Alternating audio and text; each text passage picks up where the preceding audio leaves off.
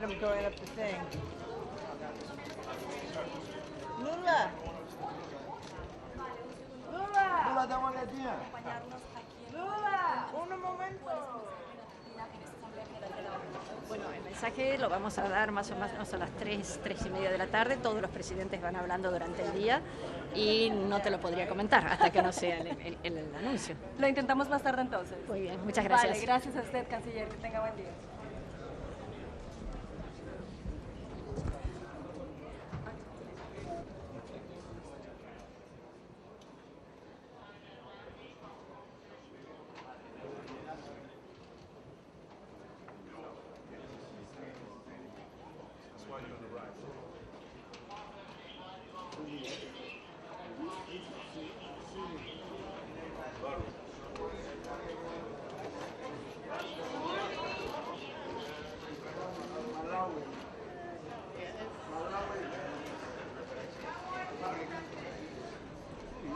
Malawi.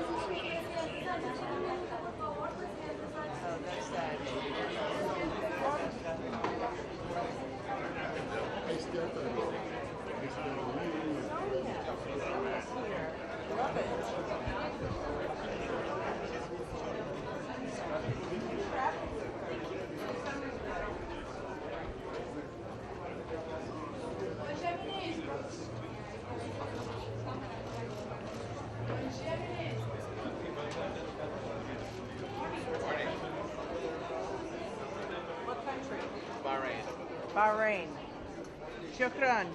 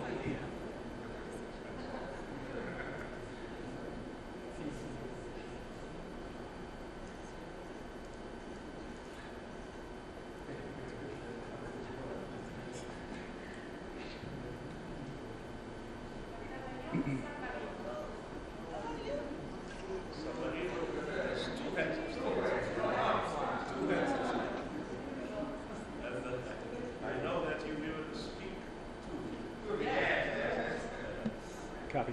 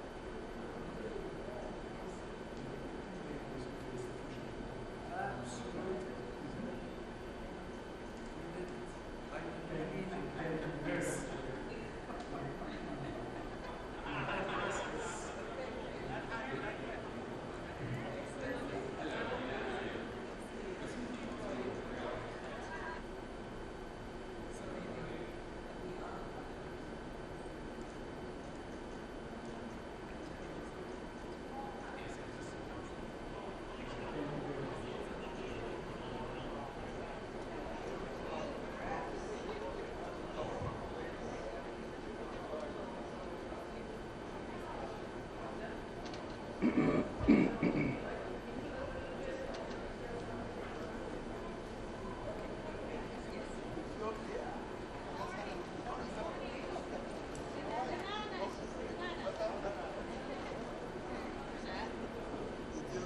left the floor up here.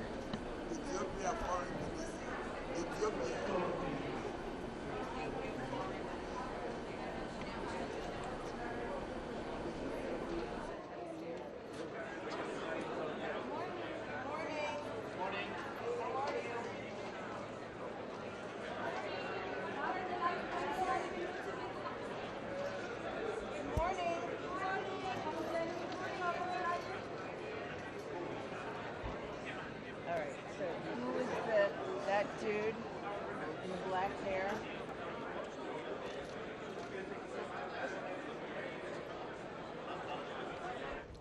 Who's a woman in the green jacket?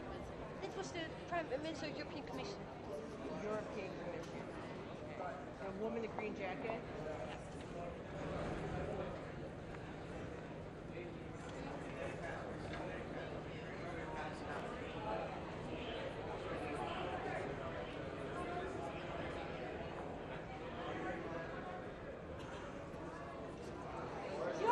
Two more euros.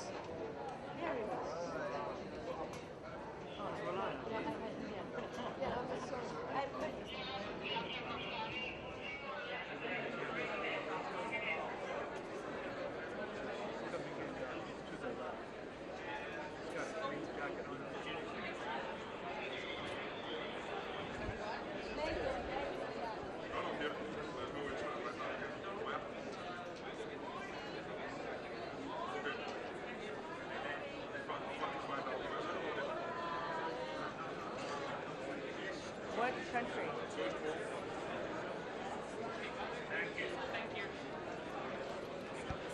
Good morning.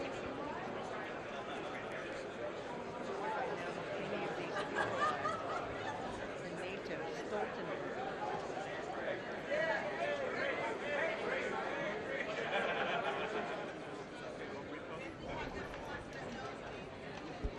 And what did we do with that picture of Google, right?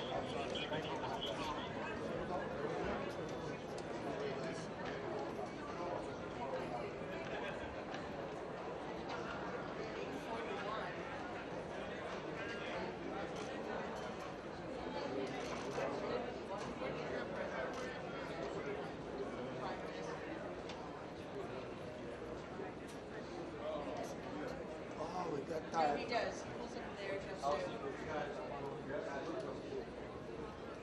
And he barely doesn't stop.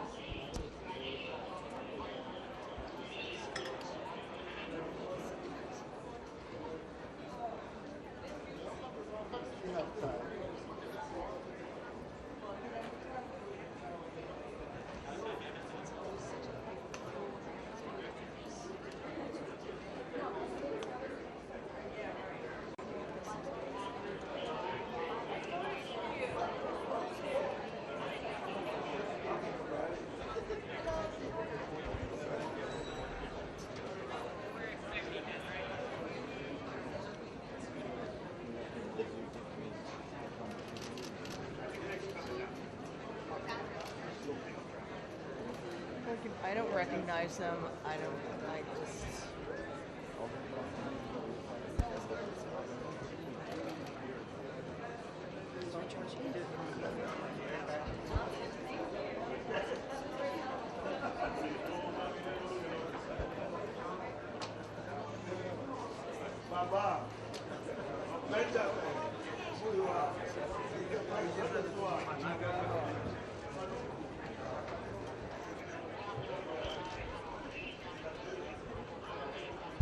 Nigeria? Yeah. You can tell by their outfits. You can tell by their outfits. I have a Nigerian mosque on my block. So I see those outfits all the time. Wow, you know everybody. This is not your first rodeo.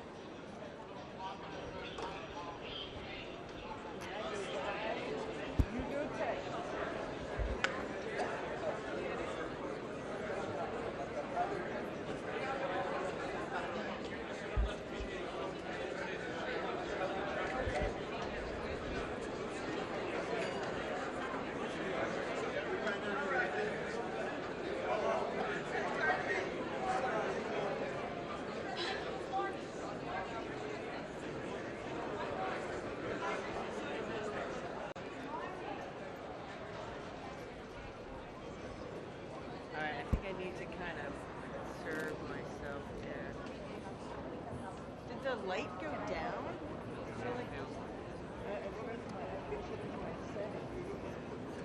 Maybe that. Oh, you know what? That's probably because Biden's coming soon. They closed the curtains.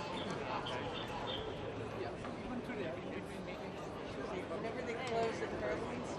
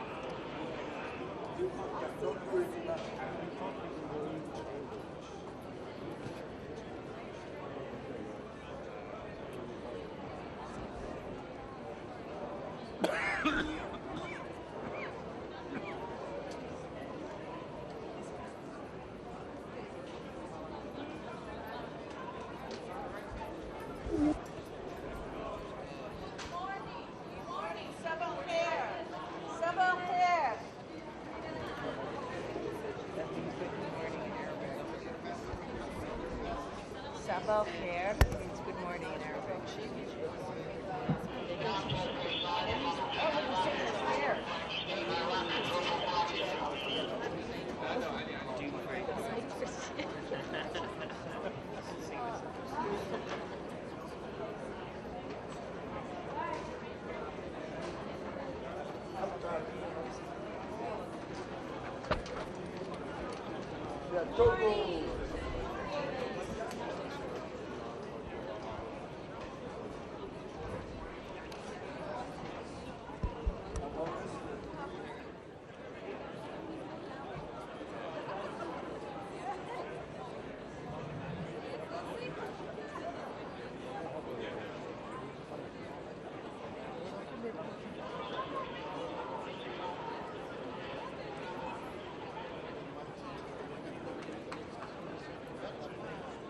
So much of that.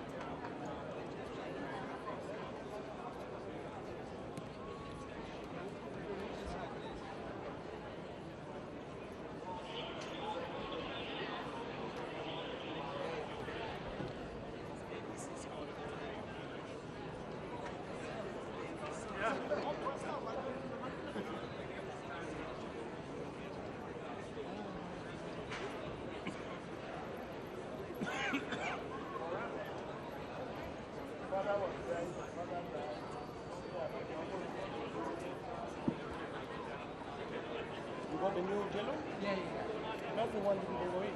yeah. Yeah, yeah. I go in and replace.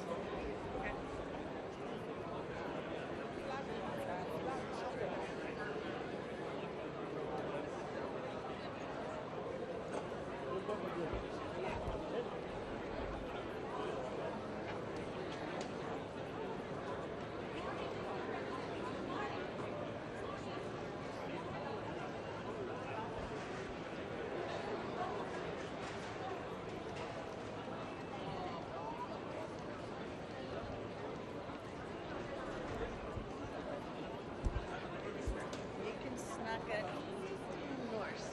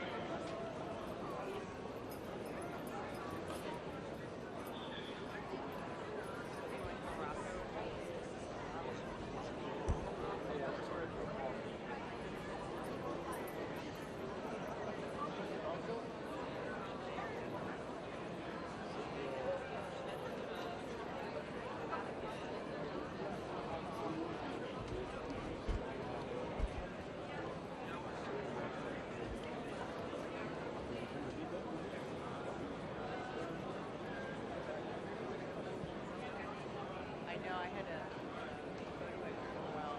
Well,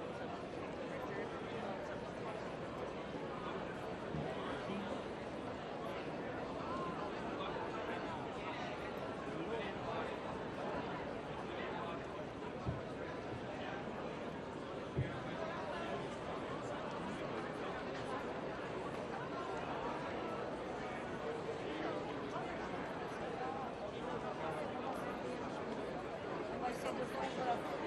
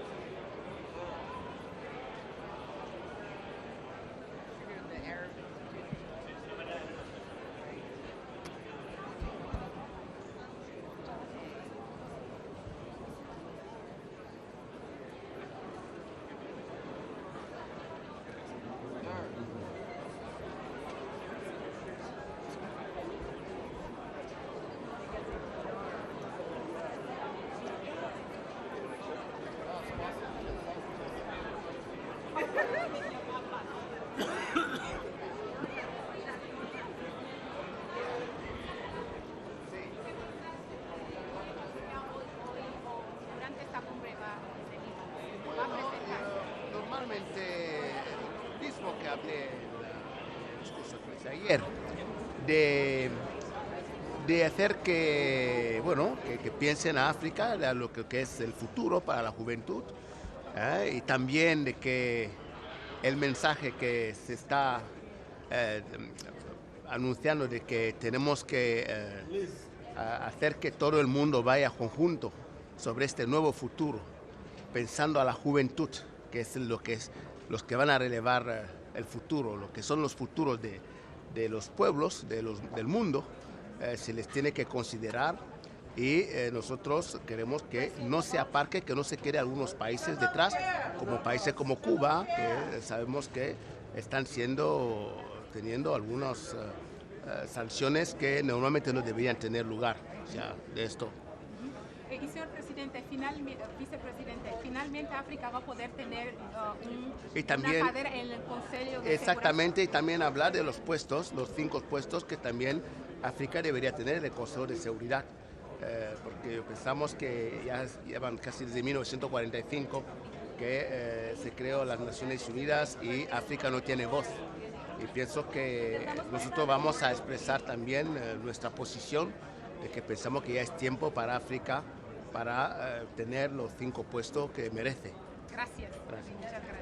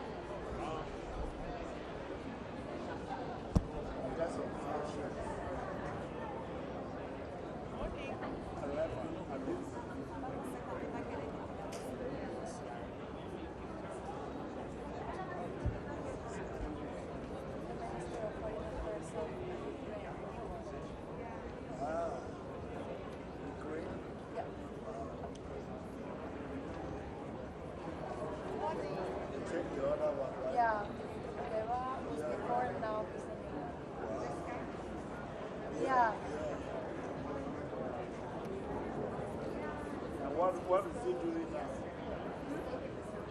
Yes, yes. What are the former foreign ministers? What is he doing? You don't know? You mean the foreign minister of Iran? Is it prime minister or a foreign minister? No, the foreign minister of Iran. What of the other guy? He has another post.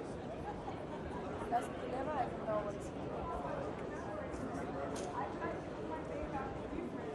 He's getting busy. The war is going far. They have to change this.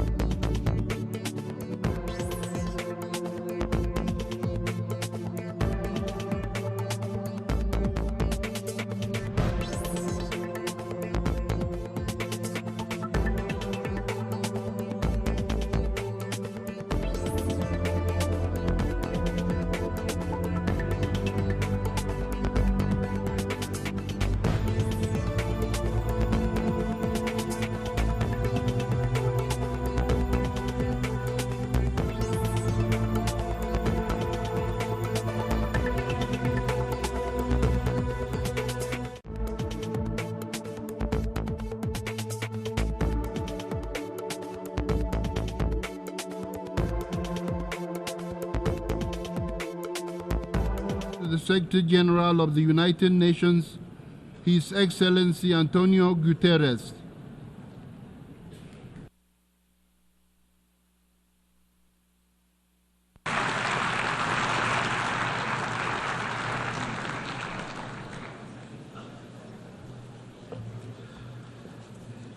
Mr. President of the General Assembly, Excellencies, ladies and gentlemen, our world is in a whirlwind. We are in an era of epic transformation, facing challenges unlike any we have ever seen, challenges that demand global solutions. Yet, geopolitical divisions keep deepening. The planet keeps heating. Wars rage with no clue how they will end. And nuclear posturing and new weapons cast a dark shadow. We are edging towards the unimaginable, a power keg that risks engulfing the world. Meanwhile, 2024 is the year that half of humanity goes to the poles, and half of humanity will be affected. I stand before you in this whirlwind, convinced of two overriding truths. First, the state of our world is unsustainable. We can't go on like this. And second, the challenges we face are solvable. But that requires us to make sure the mechanisms of international problem solving actually solve problems. The Summit of the Future was a first step, but we have a long way to go. And getting there requires confronting three major drivers of unsustainability.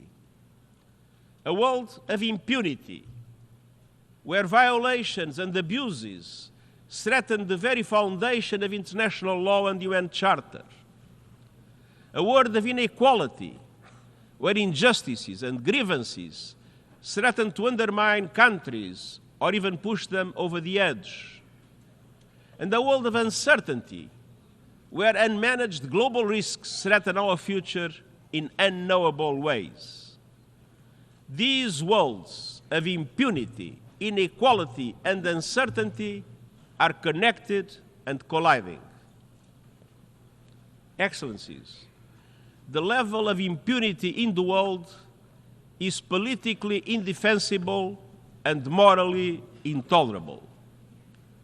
Today, a growing number of governments and others feel entitled to get out of jail free card. They can trample international law. They can violate the United Nations Charter. They can turn a blind eye to international human rights conventions or the decisions of international courts. They can thumb their nose at international humanitarian law. They can invade another country, lay waste to whole societies, or utterly disregard the welfare of their own people. And nothing will happen. We see this age of impunity everywhere, in the Middle East, in the heart of Europe, in the Horn of Africa, and beyond. The war in Ukraine is spreading with no signs of letting up. Civilians are paying the price in rising death tolls and shattered lives and communities. It is time for a just peace based on the UN Charter, on international law, and on UN resolutions. Meanwhile, Gaza is a non-stop nightmare that threatens to take the entire region with it. Look no further than Lebanon. We should all be alarmed by the escalation. Lebanon is at the brink. The people of Lebanon, the people of Israel, and the people of the world cannot afford Lebanon to become another Gaza. Let's be clear. Nothing can justify the abhorrent acts of terror committed by Hamas on October 7th or the taking of hostages, both of which I have repeatedly condemned. And nothing can justify the collective punishment of the Palestinian people. The speed and scale of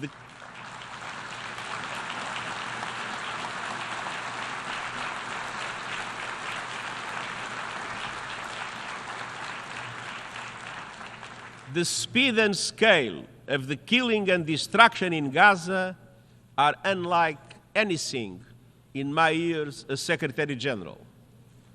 More than 200 of our own staff have been killed, many with their families. And yet, the women and men of the United Nations continue to deliver humanitarian aid. And I know you join me in paying a special tribute to UNRWA and to all humanitarians in Gaza.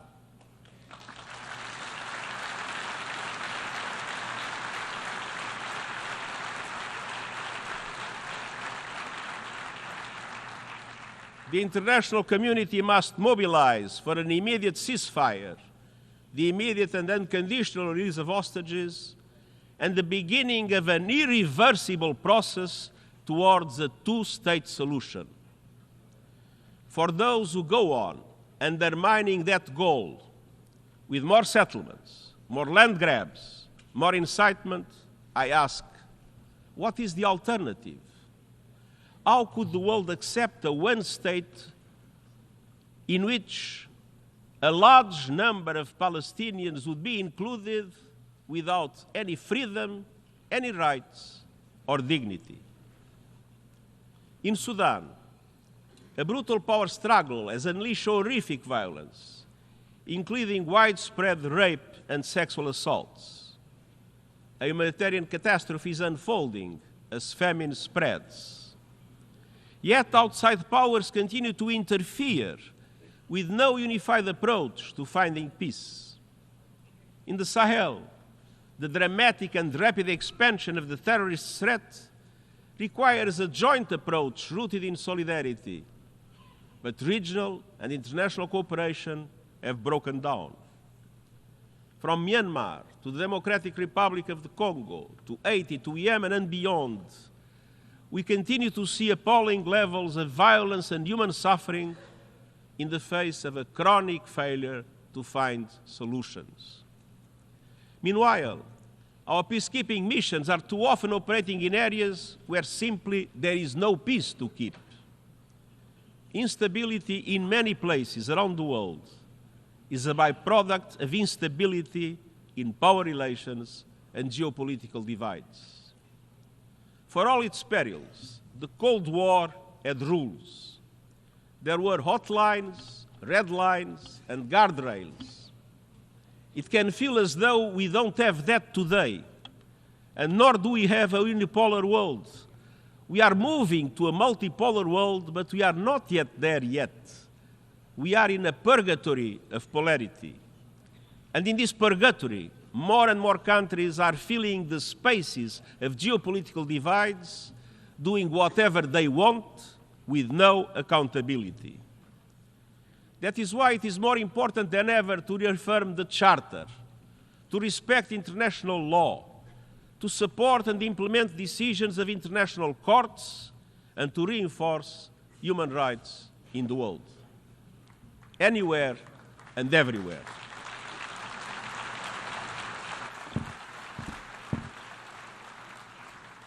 Excellencies, ladies and gentlemen, rising inequalities are a second driver of unsustainability and a stain on our collective conscience.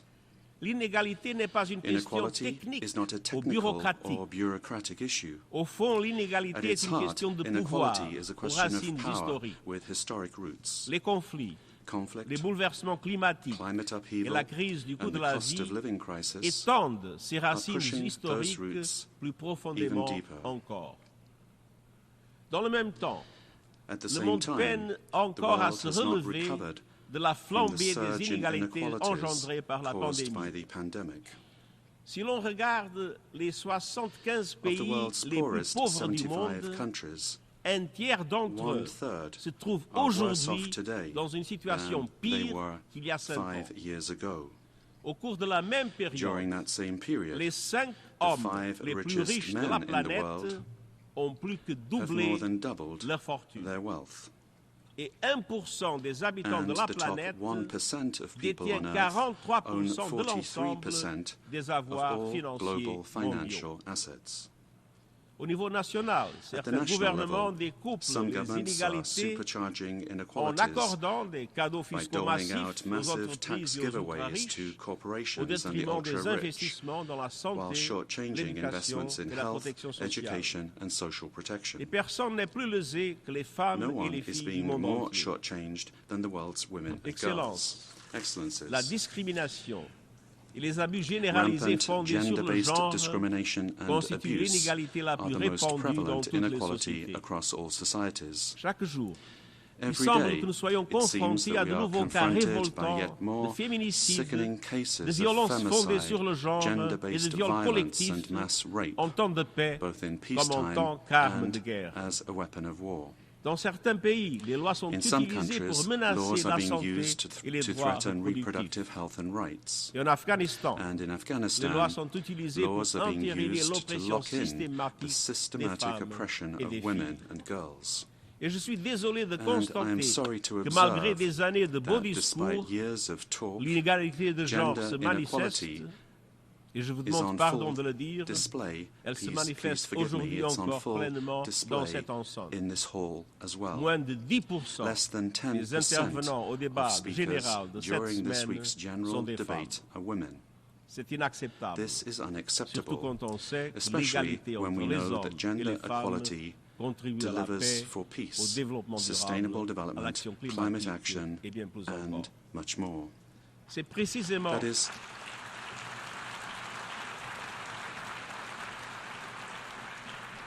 C'est précisément pour That cela is precisely que why nous avons pris des we mesures took spécifiques targeted pour atteindre measures la to parité achieve gender homme-femme parity parmi les hauts responsables among de the l'Organisation United des Nations Nations Unies. senior leadership. Objectif qui est déjà complété. This is a goal that we have already C'est faisable. achieved. It's doable. J'exhorte les institutions I call politiques et on économiques du monde male-dominated dominées par les political hommes and à le economic faire aussi. establishments around the world to do it as well. Excellence, Excellences, les inégalités mondiales se global reflètent et se inequalities renforcent are reflected jusque dans and nos propres reinforced organisations even in our internationales. own global Le institutions. Conseil de sécurité The des United Nations Unies Nations Security a été Council conçu par les was vainqueurs de la designed by Seconde the Guerre victors mondiale. of the Second World War. À l'époque, la majeure At the partie du time, continent most of africain the était African encore sous continent was still domination under coloniale. colonial domination. À ce jour, l'Afrique To this n'a day, toujours aucun Africa siège has no permanent permanent seat au sein on de the la world's principale instance preeminent de paix Council du monde. of Peace. Un changement s'impose. This must change.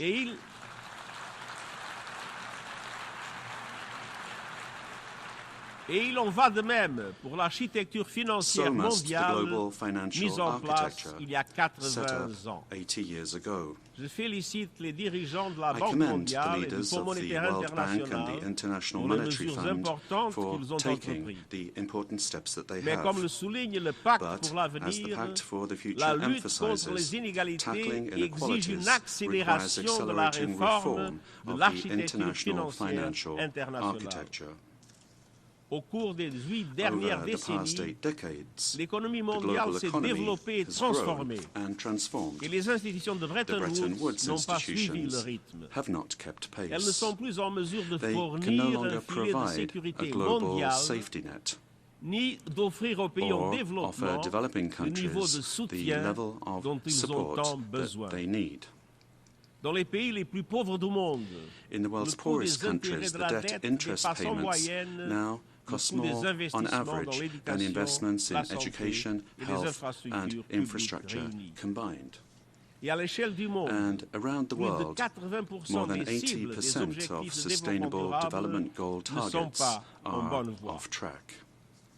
Excelências, Excellencies, volver al camino getting correcto back on track requiere un requires a aumento de surge of financiamiento financing para la for Agenda the 2030 2030 y el Agenda Acuerdo de and the París. Paris Agreement. Y eso implica que los That países del means that G20 G20 countries lideren un need to estímulo para los lead on an objetivos de desarrollo SDG sostenible stimulus de 500 of mil millones de dólares al $500 año. billion a year. Implica reformas It means para aumentar reforms to sustancialmente substantially la increase capacidad de the lending préstamo capacity de los of bancos multilateral multilaterales de development desarrollo. banks. e permitir-lhes ampliar massivamente a financiação asequible a largo plazo para o clima e o desenvolvimento. Implica ampliar a financiação de contingência mediante o reciclaje dos direitos especiais exigidos e implica promover uma reestruturação da deuda a largo plazo.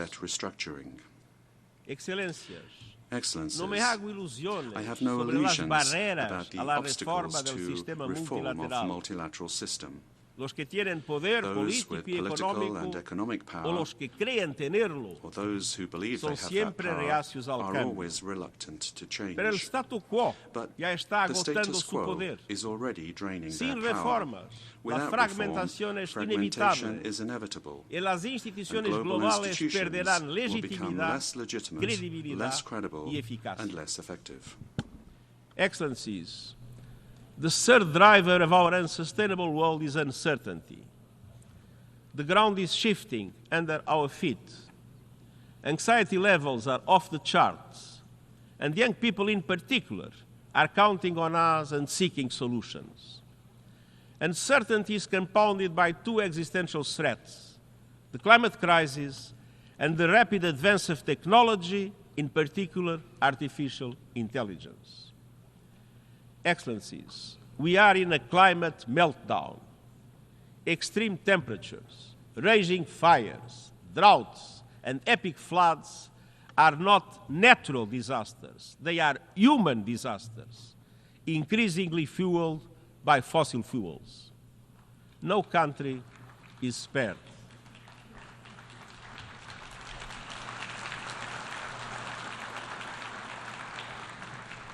But the poorest and most vulnerable are hardest hit. Climate hazards are blowing a hole through the budgets of many African countries, costing up to 5% of GDP every year. And this is just the start.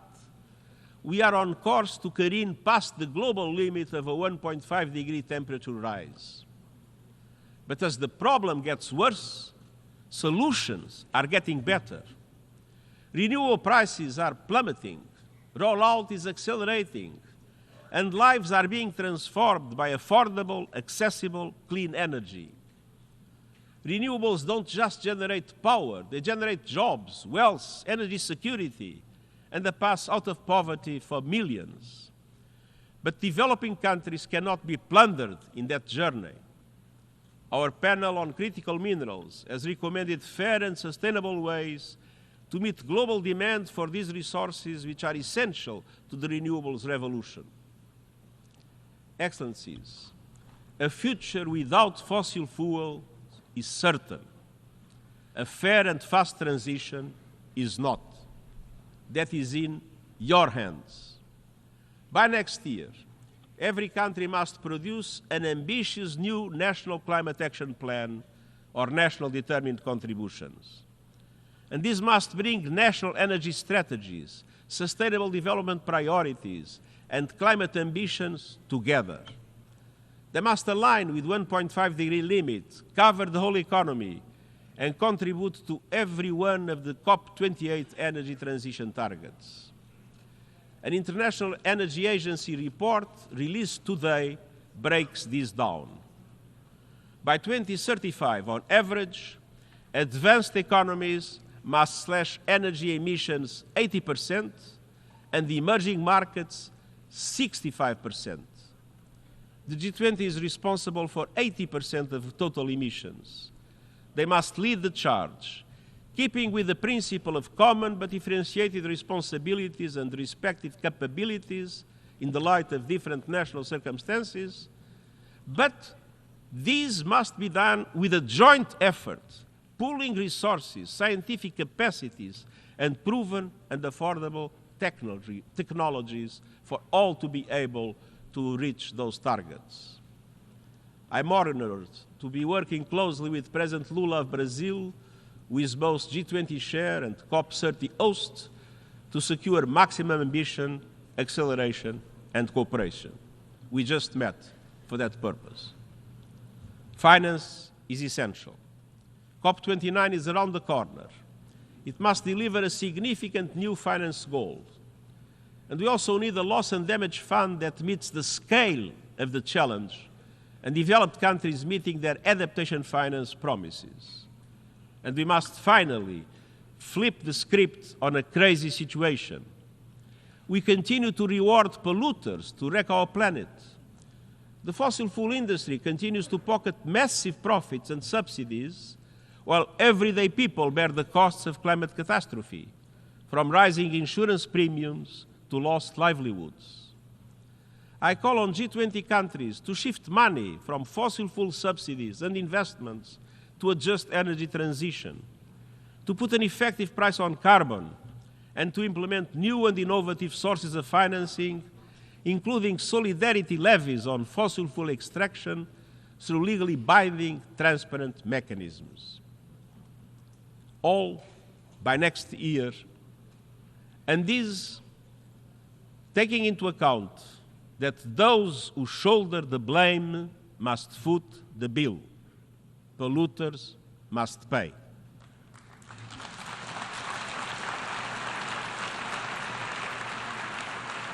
Excellencies, the rapid rise of new technologies poses another unpredictable existential risk. Artificial intelligence will change virtually everything we know, from work, education and communication to culture and politics. We know AI is rapidly advancing, but where is it taking us? To more freedom or more conflict? To a more sustainable world or greater inequality? To being better informed or easier to manipulate? A handful of companies and even individuals have already amassed enormous power over the development of AI with little accountability or oversight for the moment. Without a global approach to its management, artificial intelligence could lead to artificial divisions across the board. A great fracture with two internets, two markets, two economies, with every country forced to pick a side and enormous consequences for all. The United Nations is the universal platform for dialogue and consensus. It is uniquely placed to promote cooperation on AI based on the values of the Charter and international law. The global debate happens here, or it does not happen. And I welcome important first steps. 2 resolutions in the General Assembly, the Global Digital Compact, and the recommendations of the high-level body on AI can lay the foundations for inclusive governance of AI. Let's move forward together to make AI a force for good. Excellencies, nothing lasts forever. But the feature of human life is that it appears otherwise. The current order always feels fixed until it is not. Across human history, we see empires rising and falling, old certainties crumbling, tectonic shifts in global affairs. Today, our course is unsustainable. It is in all our interests to manage the epic transformations underway, to choose the future we want, and to guide our world towards it. Many have said that the divisions and differences today are just too great, that it is impossible for us to come together for the common good. You proved that is not true. The Summit of the Future showed that with a spirit of dialogue and compromise, we can join forces to steer our world to a more sustainable path. It is not the end. It is the start of a journey, a compass in the whirlwind. Let's keep going. Let's move our world towards less impunity and more accountability, less inequality and more justice, less uncertainty and more opportunity. The people of the world are looking to us, and succeeding generations will look back on us. Let them find us on the side of the United Nations Charter, on the side of our shared values and principles, and on the right side of history. And I thank you.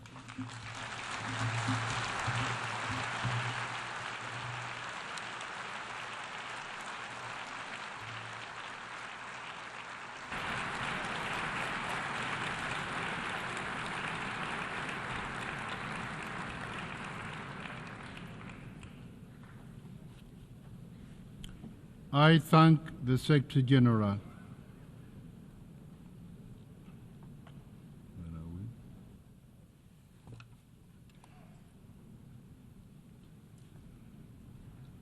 The Assembly will now turn to agenda item 8, entitled General Debate.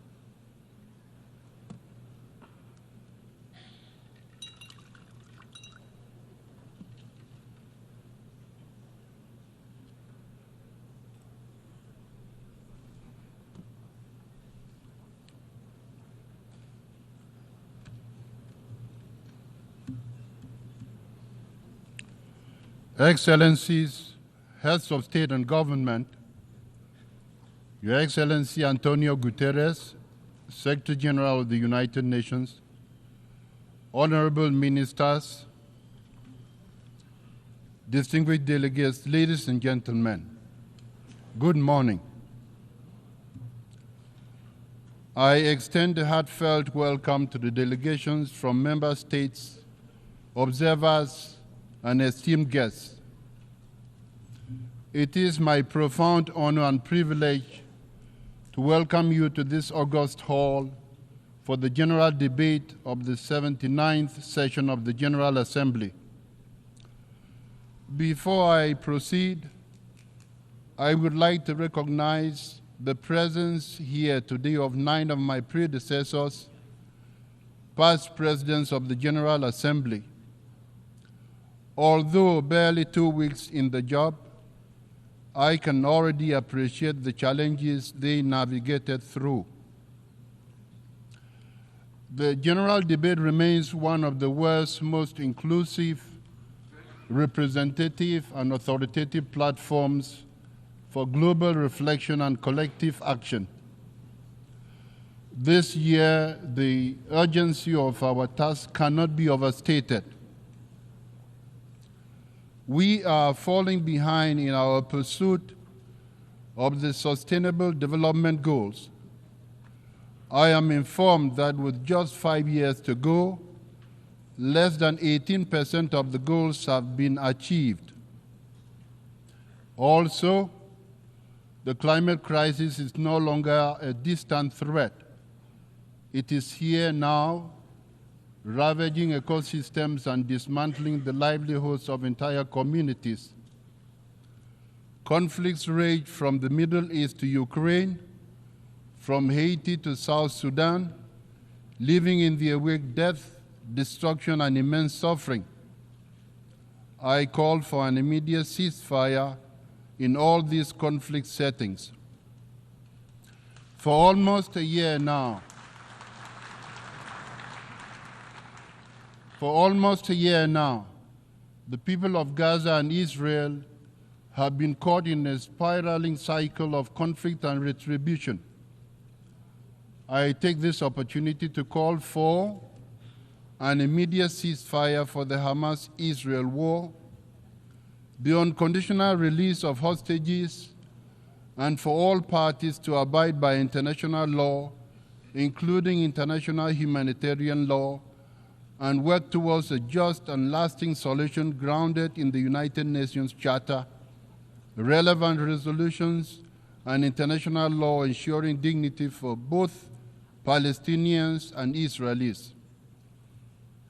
Indeed, only a two-state solution can end the cycle of violence and instability, ensuring peace, security, and dignity for both Palestinians and Israelis. Excellencies, we should be coming together for peace and the well-being of our citizens. We should not divert essential resources into military stockpiles, fueling an arms race never before seen since the Cold War era. Nuclear weapons continue to be a threat to humanity and to our planet. A nuclear war must never be fought. Conditions for their use or accidental explosion must always be avoided. We call for urgent measures for the abolition of these tools of the annihilation of the human race and our environment. Old hatreds rooted in prejudice and ignorance persist, and new divisions arise where none should exist. In the recent past, mistrust among states has grown steadily, complicating prospects for peaceful settlement of interstate disputes. It is time to invest more in building trust and practicing dialogue. Constant dialogue is a powerful weapon for all governments have in their hands. Trust and dialogue are integral parts of our human dignity and precondition for lasting peace and security. Excellencies, gender equality remains a distant goal as many women and girls around the world continue to be denied their basic rights, justice, and opportunities. Globally, we witness a troubling regression in the protection of human rights and human dignity. Millions remain trapped in poverty, their lives restricted by forces beyond their control. Forced labor and modern slavery, extending even to young boys and girls of school age, are an insult to human dignity. They must be combated in every society at all times. Excellencies, there is an urgent need to reform the international financial system as too many countries remain burdened by crippling debt, forced to choose between servicing loans and improving the lives of their citizens. Meanwhile, the digital divide continues to widen, cutting off entire populations from the tools needed to succeed in the 21st century.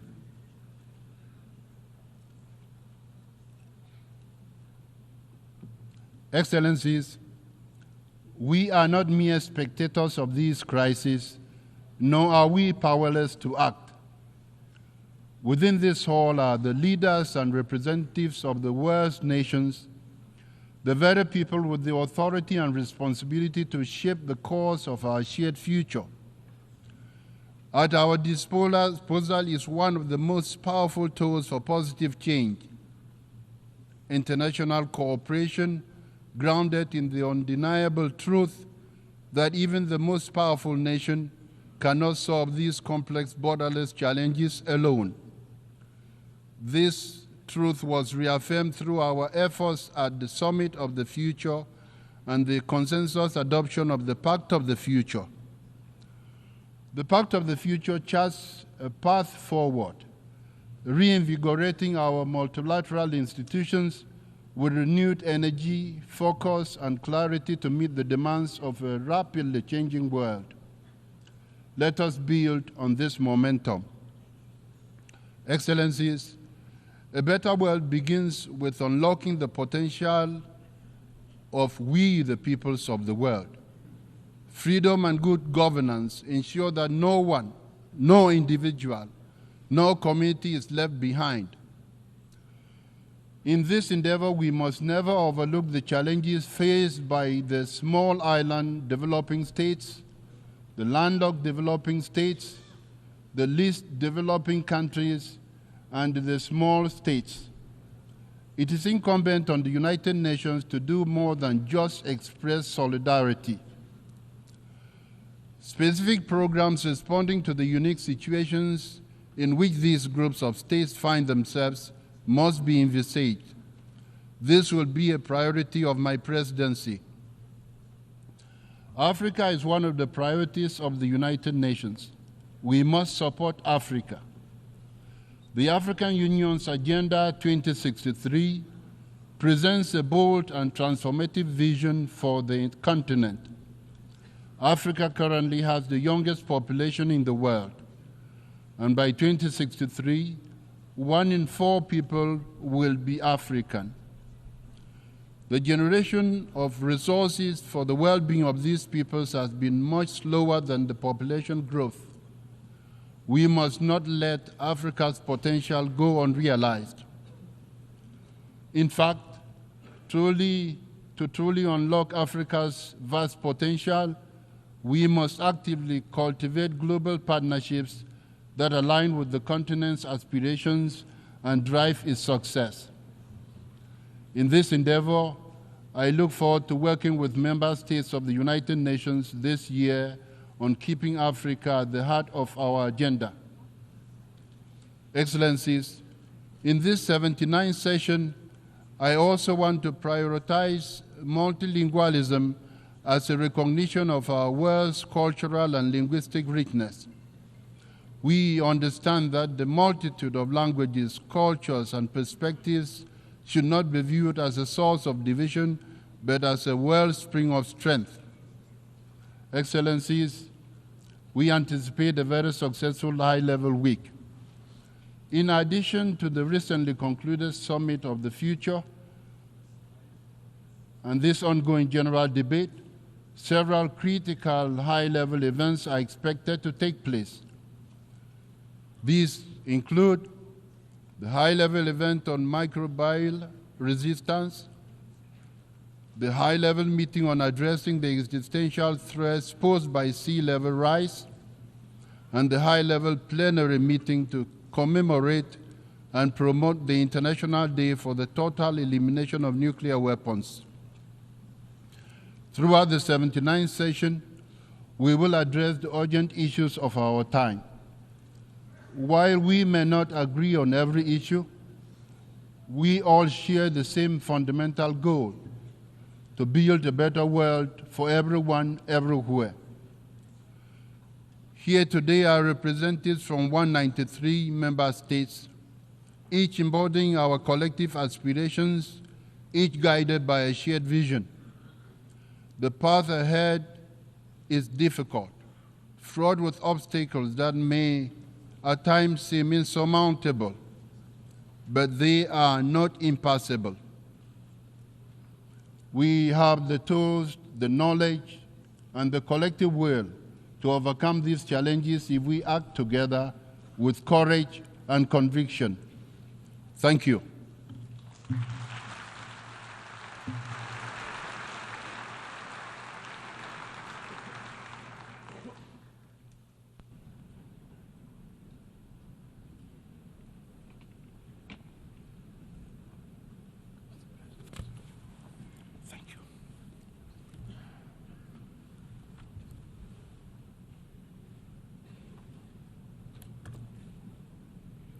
Before giving the floor to the first speaker for this morning, I would like to remind members that the list of speakers for the general debate has been established on the agreed basis that statements should be no longer than 15 minutes to enable all the speakers to be heard at a given meeting. Within this time frame, I would like to appeal to speakers to deliver their statements at a reasonable pace so that interpretation into other official United Nations languages may be provided properly. I would also like to draw your attention to the decision taken by the General Assembly at previous sessions, namely, that the practice of expressing congratulations inside the General Assembly Hall after a speech has been delivered is strongly discouraged. After delivering their statements from the rostrum, speakers are invited to exit the General Assembly Hall through room GA 200, located behind the podium, before returning to their seats. May I take it that the General Assembly agrees to proceed in this manner? It is so decided. Finally, I should like to draw the attention of members that during the general debate, official photographs of all the speakers are taken by the Department of Global Communications. Members interested in obtaining these photographs are requested to contact the Photo Library of the United Nations. The Assembly will hear an address by His Excellency Luis Inácio Lula da Silva, President of the Federative Republic of Brazil. I request protocol to escort His Excellency and invite him to address the Assembly. Muito bem.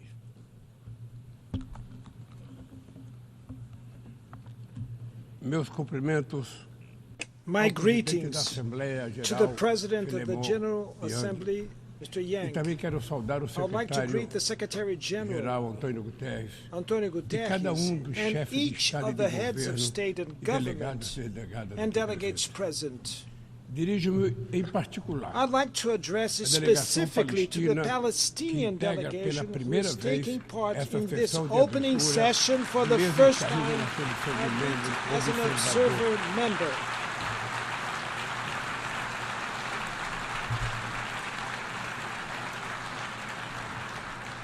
E quero saudar a presença do presidente Mahmoud Abbas aqui presente. Mention President Abbas attending this meeting.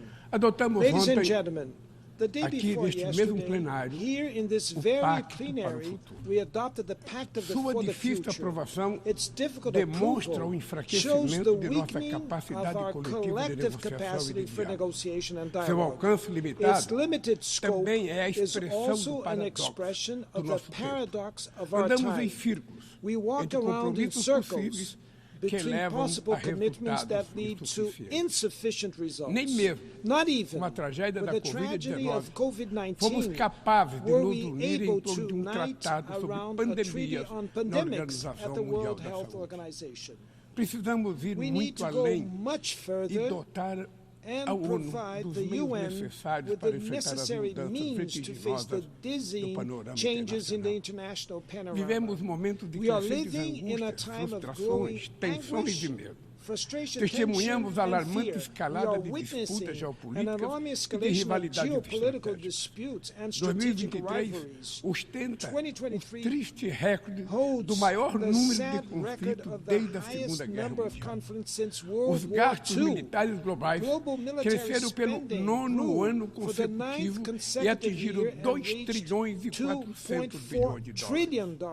Mais de 90 bilhões Over de dólares $90 billion foram mobilizados have com been arsenais mobilized with nucleares. nuclear arsenals. Estes recursos These poderiam ter sido resources utilizados could have para been used combater to a fome finance the e the enfrentar fight a against mudança do hunger and climate O que change. se vê What é we o are aumento seeing das is an capacidades increase bélicas. in military O uso da capabilities. força, The use of sem force, amparo no direito not supported internacional, by está international se law, tornando a is regra. becoming the rule. Presenciamos dois We are conflitos simultâneos witnessing com two potencial de simultaneous se tornarem conflicts with the confrontos potential to become generalizados. widespread Na Ucrânia, conflagrations. é com pesar In que Ukraine, vemos a with guerra se regret, estender we are sem seeing the war perspectiva de paz. extending without any O Brasil prospect of peace. condenou de maneira Brazil firme a has invasão do firmly território condemned the invasion ucraniano. of the Ukrainian Já está claro territory. It que is nenhuma already das clear partes that conseguirá neither atingir side will todos be os able seus to achieve objetivos all pela their via objectives militar. through military O means. recurso a armamento The use cada vez mais destrutivo of increasingly traz à memória destructive os weapons tempos mais brings to the sombrios do mind confronto the estéril darkest days of da this Guerra Fria. sterile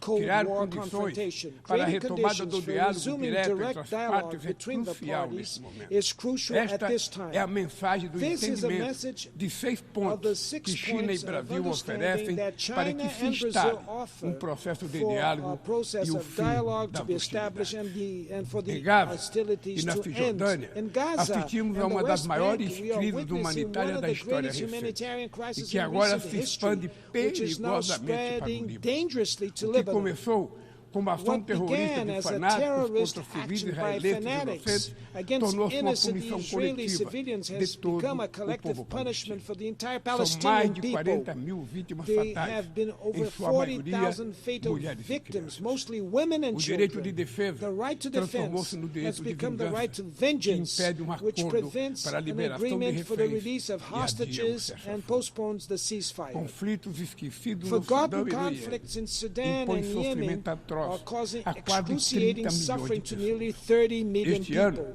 This o year, número dos que the number necessitam of de people ajuda in need humanitária no of mundo humanitarian aid chegará in the a world will reach 300 milhões de 300 pessoas. million.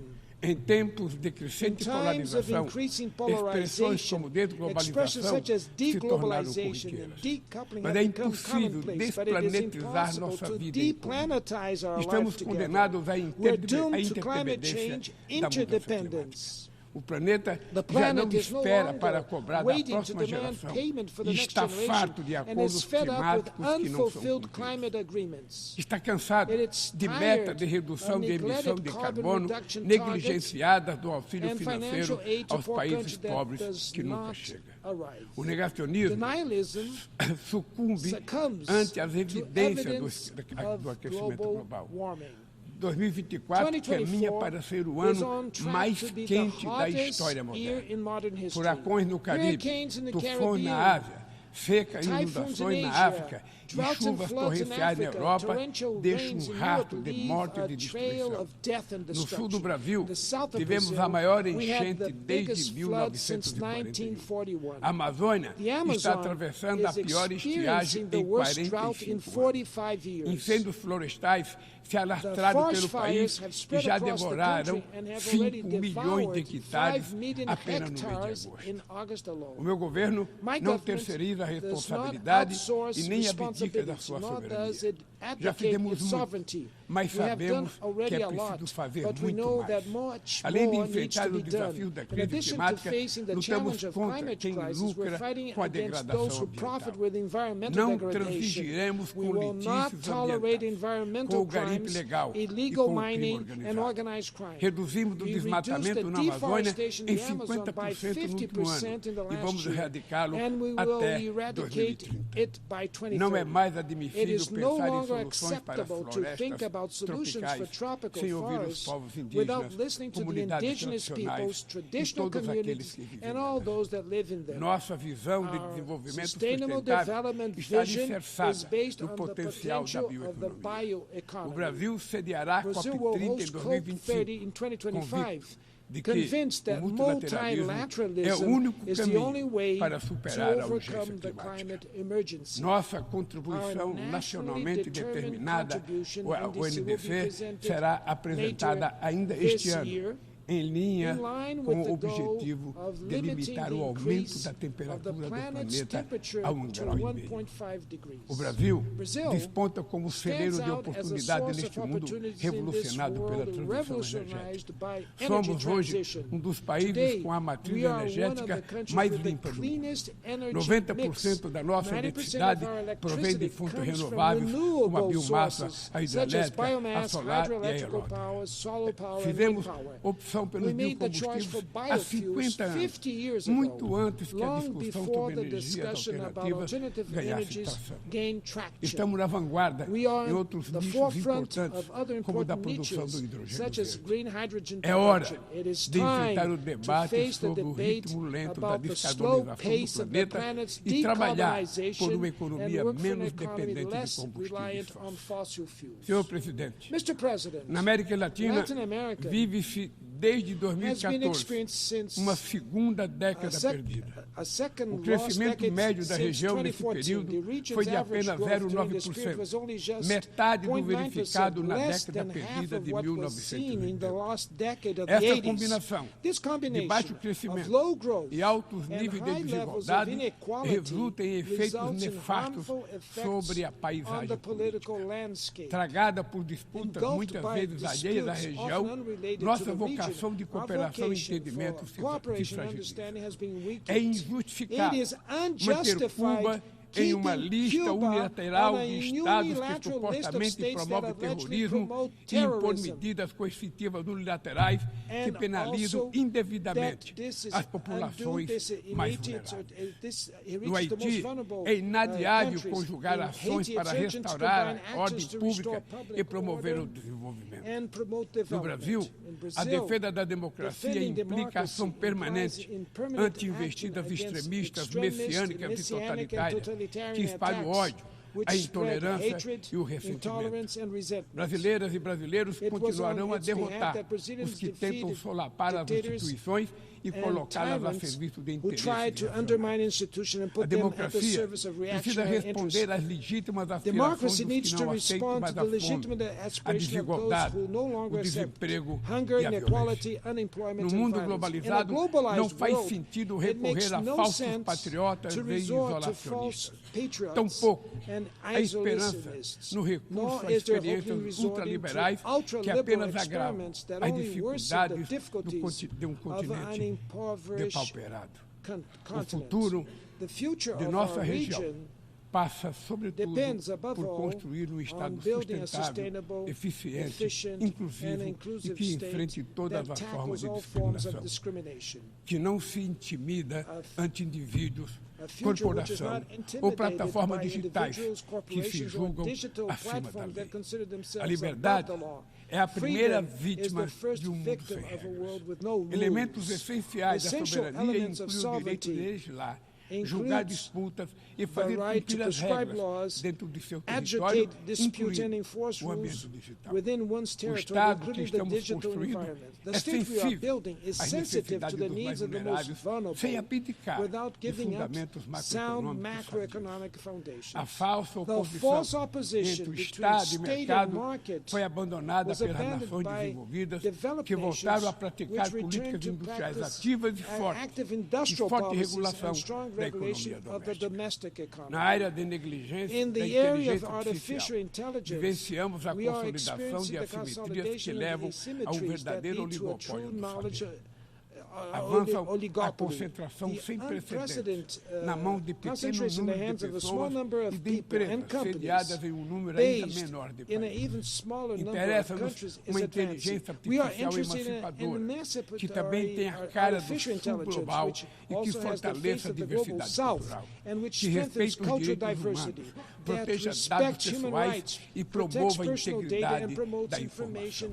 E, sobretudo, que seja ferramenta para a paz, não para a guerra. Necessitamos de uma governança intergovernamental da inteligência artificial, em que todos os Estados tenham acesso.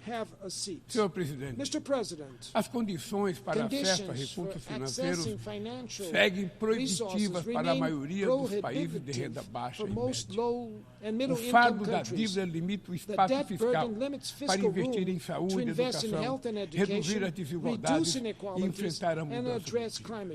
Países da África tomam empréstimo a taxas até 8 vezes maiores que a Alemanha e 4 vezes maior do que os Estados Unidos. É um plano Marshall às avessas, em que os mais pobres financiam os mais ricos. Sem maior participação dos países em desenvolvimento na direção do FMI e do Banco Mundial, não haverá mudança efetiva.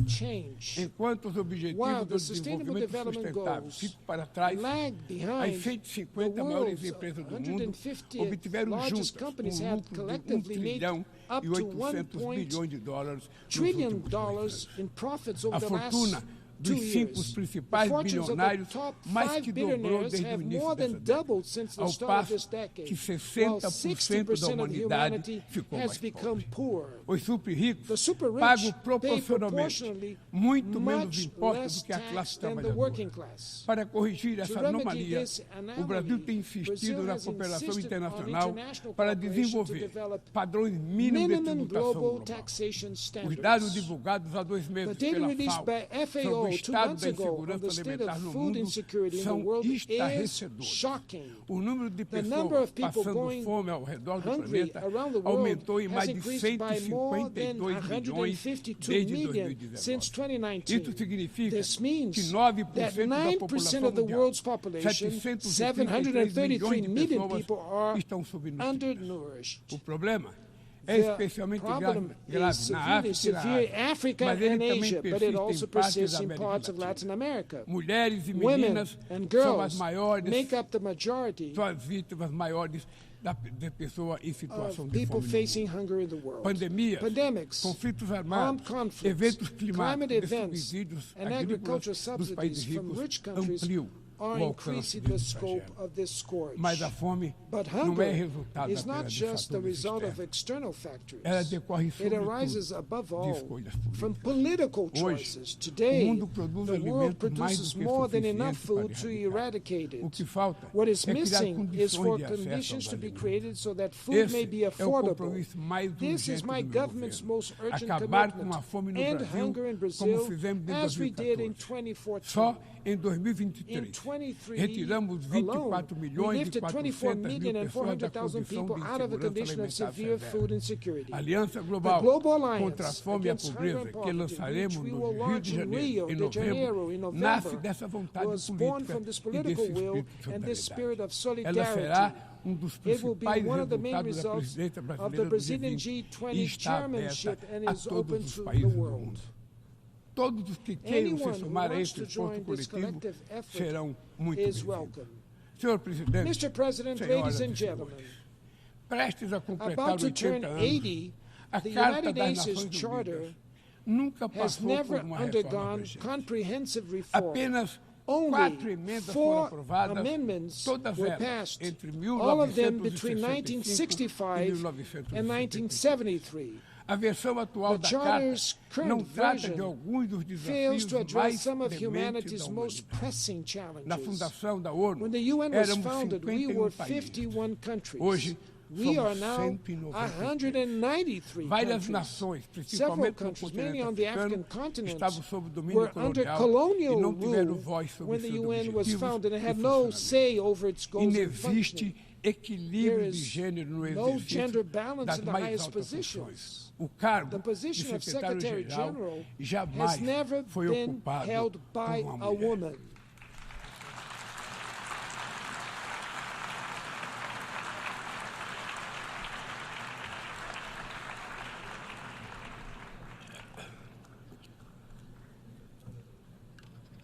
Estamos chegando We are approaching ao final do the primeiro end quarto of do the século first quarter of the XXI, 21st com as century, Nações with the Unidas cada United vez mais Nations increasingly esvaziadas empty e and paralisadas. paralyzed. É hora de It reagir is time to com vigor react a essa vigorously situação, to this situation, restituindo à restoring to the organização organization as the prerrogativas que prerogatives decorrem that da derive sua from its condição status as a de fórum universal universal. forum. Não bastam ajustes One-off pontuais. adjustments are not enough. Precisamos We need contemplar to uma think ampla about revisão da Carta. review and revising Sua the reforma Charter deve comprehensively. The compreender reform should os include the seguintes following goals. A transformação do Conselho Transforming the Econômico Economic e and Social Social Council no principal into the fórum main para o forum tratamento for do dealing with desenvolvimento sustainable sustentável development e do combate à and the mudança fight against climática climate com change capacidade with a real real capacity de inspirar to as inspire instituições financial financeiras. institutions. A revitalização do Revitalizing papel the da role Assembleia of the General Geral, Assembly, inclusive em temas de including paz e in matters segurança of international internacionais. peace and O security. fortalecimento Strengthening da of Comissão de the Consolidação da Peace Paz. Building Commission. A reforma do Conselho de Reform of the Segurança Security Council, com foco em sua focusing on composição, its composition, método de working trabalho, methods, and direito de veto veto, powers de modo a in order to torná-la make it mais more eficaz e effective and representativa das representative realidades of contemporâneas. contemporary A realities. exclusão da Excluding América Latin Latina e da África de America assentos and Africa from permanentes the no permanent Conselho de seats of the Segurança é Security eco Council is inaceitável an de práticas unacceptable de echo of dominação domination do passado practices from the colonial. colonial past. Vamos promover essa discussão I have- de forma transparente. Let's promote this discussion in a transparent way.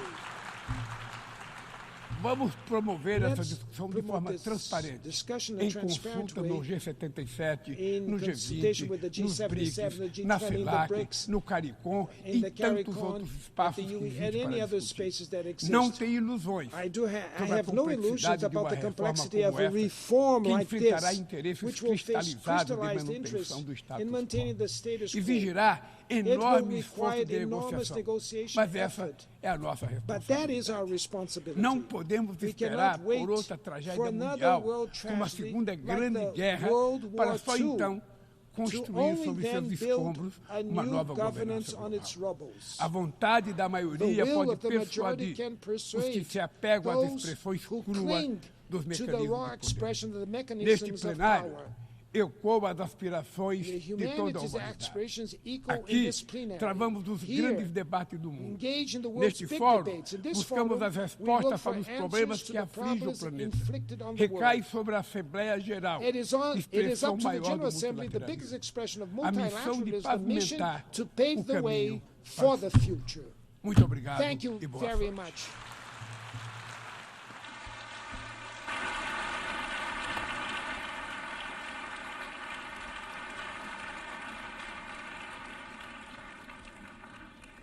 On behalf of the Assembly, I wish to thank the President of the Federative Republic of Brazil,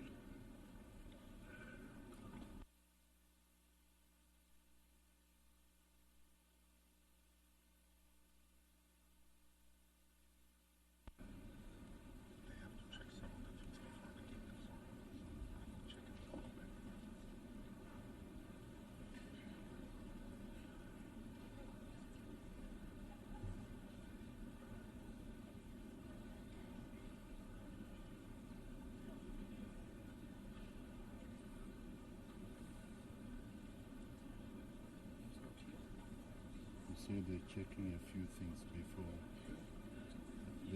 he's here, but I think they're checking a few things. I don't know.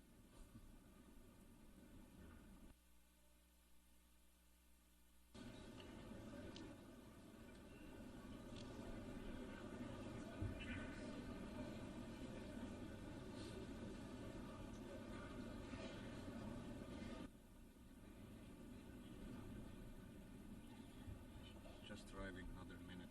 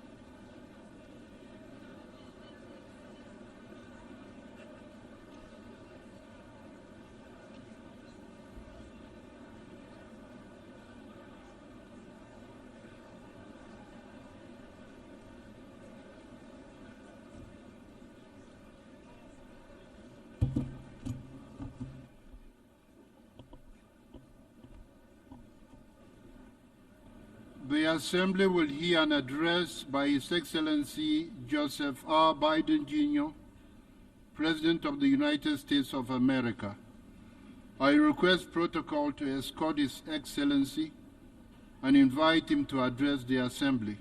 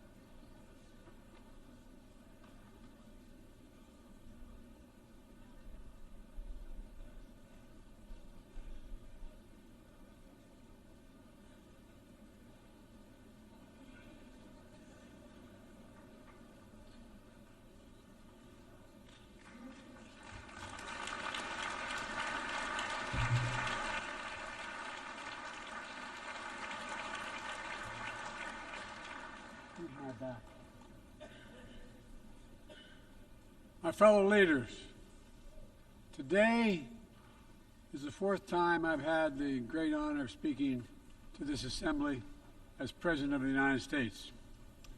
It'll be my last. I've seen a remarkable sweep of history. I was first elected to office in the United States of America as a U.S. Senator in 1972. Now, I know I look like I'm only 40. I know that. I was 29 years old. Back then, we were living through an inflection point, a moment of tension and uncertainty. The world was divided by the Cold War. The Middle East was headed toward war. America was at war in Vietnam. At that point, the longest war in America's history.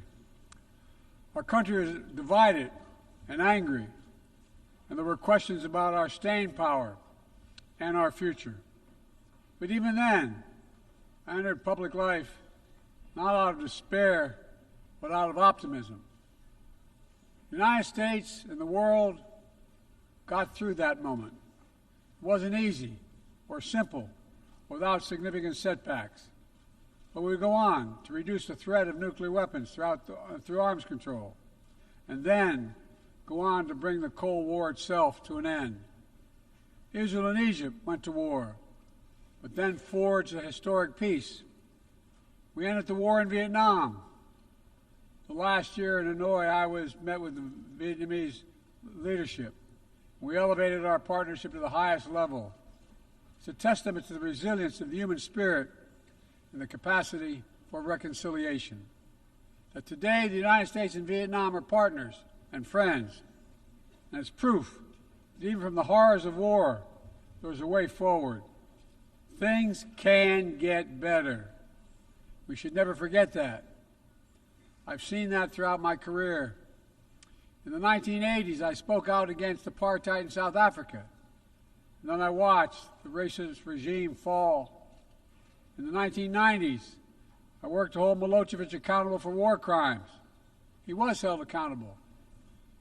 At home, I wrote and passed the Violence Against Women Act to end the scourge of violence against women and girls, not only in America, but across the world, as many of you have as well.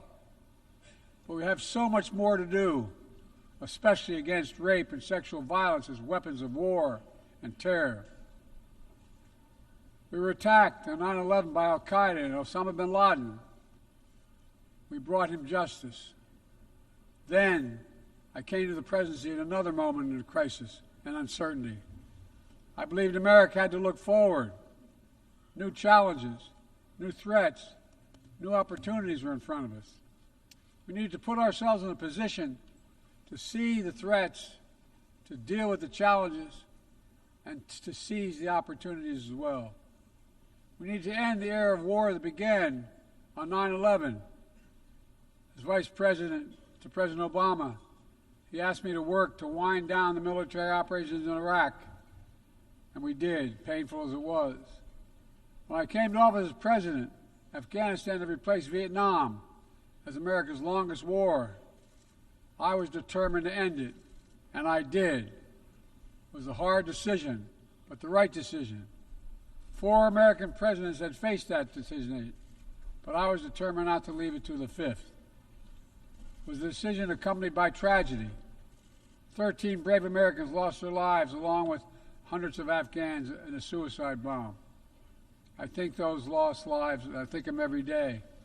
I think of all the 2,461 U.S. military deaths over a long 20 years of that war. 20,744 American servicemen wounded in action.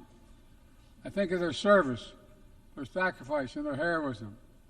I know other countries lost their own men and women fighting alongside us. We honor their sacrifices as well. To face the future, I was also determined to rebuild my country's alliances and partnerships to a level not previously seen. We did just that, from traditional treaty alliances to new partnerships like the Quad with the United States, Japan, Australia, and India. I know many look at the world today and see difficulties and react with despair, but I do not. I won't. As leaders, we don't have the luxury. I recognize the challenges from Ukraine to Gaza to Sudan and beyond.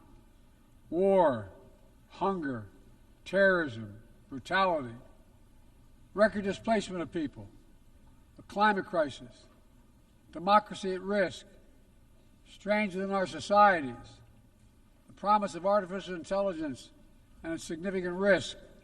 The list goes on. But maybe because all I've seen and all we have done together over the decades, I have hope. I know there is a way forward. In 1919, the Irish poet William Butler Yeats described a world, and I quote, "where things fall apart, the center cannot hold, mere anarchy is loosed upon the world," end of quote. Some may say those words describe the world not just in 1919, but in 2024. But I see a critical distinction. In our time, the center has held. Leaders and people from every region and across the political spectrum have stood together, turned the page. We turned the page in the worst pandemic in a century. We made sure COVID no longer controls our lives. We defended the UN Charter and ensured the survival of Ukraine as a free nation. My country made the largest investment in climate, clean energy, ever anywhere in history. There will always be forces that pull our countries apart and the world apart. Aggression, extremism, chaos, and cynicism. A desire to retreat from the world and go it alone. Our task, our test, is to make sure that the forces holding us together are stronger than those who are pulling us apart.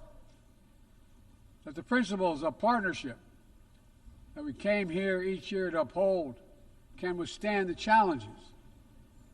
That the center holds once again. My fellow leaders, I truly believe we're at another inflection point in world history. For the choices we make today will determine our future for decades to come. Will we stand behind the principles that unite us? Will we stand firm against aggression? Will we end the conflicts that are raging today? Will we take on global challenges like climate change, hunger, and disease? Will we plan now for the opportunities and risk of a revolutionary new technologies?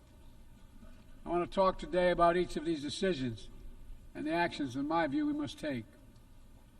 To start, each of us in this body has made a commitment to the principles of the UN Charter to stand up against aggression.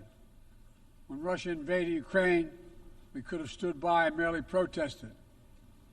But Vice President Harris and I understood that that was an assault on everything this institution is supposed to stand for. And so, my direction, America stepped into the breach, providing massive security and economic and humanitarian assistance. Our NATO allies and partners in 50-plus nations stood up as well. But most importantly, the Ukrainian people stood up. I asked the people of this chamber to stand up for them. The good news is Putin's war has failed and at his core aim. He set out to destroy Ukraine, but Ukraine is still free. He set out to weaken NATO, but NATO is bigger, stronger, and more united than ever before, with 2 new members, Finland and Sweden. But we cannot let up. The world now has another choice to make. Will we sustain our support to help Ukraine win this war and preserve its freedom, or walk away and let aggression be renewed and a nation be destroyed? I know my answer. We cannot grow weary. We cannot look away. And we will not let up on our support for Ukraine, not until Ukraine wins a just and durable peace in the UN Charter.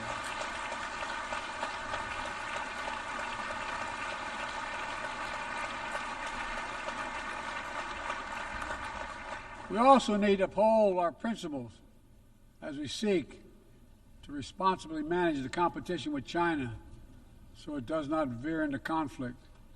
We stand ready to cooperate on urgent challenges for the good of our people and the people everywhere. We recently resumed cooperation with China to stop the flow of deadly synthetic narcotics. I appreciate the collaboration. It matters for the people of my country and many others around the world. On matters of conviction, the United States is unabashed, pushing back against unfair economic competition, against military coercion of other nations in the South China Sea, and maintaining peace and stability across the Taiwan Straits, and protecting our most advanced technologies so they cannot be used against us or any of our partners. At the same time, we're going to continue to strengthen our network of alliances and partnerships across the Indo-Pacific. These partnerships are not against any nation. They're building blocks for a free, open, secure, and peaceful Indo-Pacific. We're also working to bring greater measure of peace and stability in the Middle East. The world must not flinch from the horrors of October 7th. Any country would have the right and responsibility to ensure that such an attack can never happen again. Thousands of armed Hamas terrorists invaded a sovereign state, slaughtering and massacring more than 1,200 people, including 46 Americans, in their homes and at a music festival. Despicable acts of sexual violence, 250 innocents taken hostage. I've met with the families of those hostages.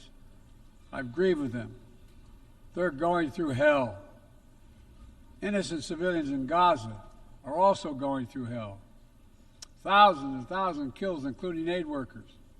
Too many families dislocated, crowding into tents, facing a dire humanitarian situation. They did not ask for this war that Hamas started. I put forward with Qatar and Egypt a ceasefire and hostage deal. It's been endorsed by the UN Security Council. Now is the time for the parties to finalize its terms, bring the hostages home, and secure security for Israel and Gaza free of Hamas' grip, ease the suffering in Gaza, and end this war. On October 7th,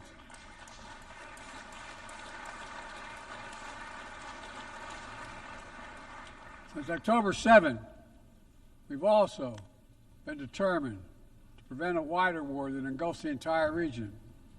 Hezbollah, unprovoked, during the October 7th attack, launching rockets into Israel. Almost a year later, too many on each side of the Israeli-Lebanon border remain displaced. Full-scale war is not in anyone's interest. Even if the situation has escalated, a diplomatic solution is still possible. In fact, it remains the only path to lasting security to allow the residents from both countries to return to their homes and the border safely. And that's what we're working tirelessly to achieve. As we look ahead, we must also address the rise of violence against innocent Palestinians on the West Bank and set the conditions for a better future, including a two-state solution where Israel enjoys security and peace and full recognition, and normalize relations with all its neighbors, where Palestinians live in security, dignity, and self-determination in a state of their own.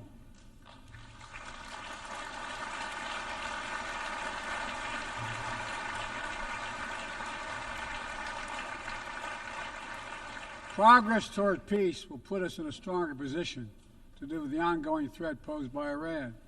Together we must deny oxygen to its terrorist proxies, which have called for more October 7th and ensure that Iran will never, ever obtain a nuclear weapon. Gaza is not the only conflict that deserves our outrage. In Sudan, a bloody civil war unleashed one of the world's worst humanitarian crises. 8 million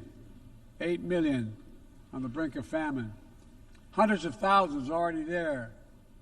Atrocities in Darfur and elsewhere. The United States has led the world in providing humanitarian aid to Sudan. And with our partners, we've led diplomatic talks to try to silence the guns and avert a wider famine. The world needs to stop arming the generals, to speak with one voice and tell them, stop tearing your country apart, stop blocking aid to the Sudanese people, end this war now.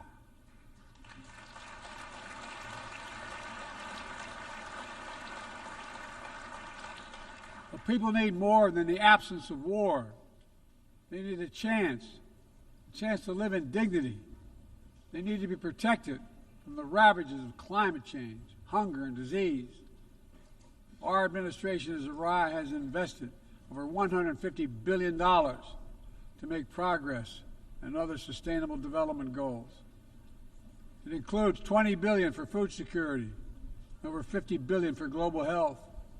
We've mobilized billions more in private sector investment. We've taken the most ambitious climate action in history. We've moved to rejoin the Paris Agreement on day one. And today, my country is finally on track to cut emissions in half by 2030. On track to honor my pledge to quadruple climate financing to developing nations with $11 billion thus far this year. We've rejoined the World Health Organization, donating nearly 700 million doses of COVID vaccine to 117 countries. We must now move quickly to face Mpox outbreak in Africa. We're prepared to commit $500 million to help African countries prevent and respond to Mpox and to donate 1 million doses of Mpox vaccine now.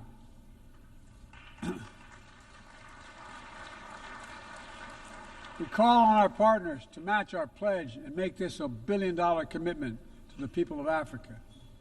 Beyond the core necessities of food and health, the United States, the G7, and our partners have embarked on an ambitious initiative to mobilize and deliver significant finance to the developing world.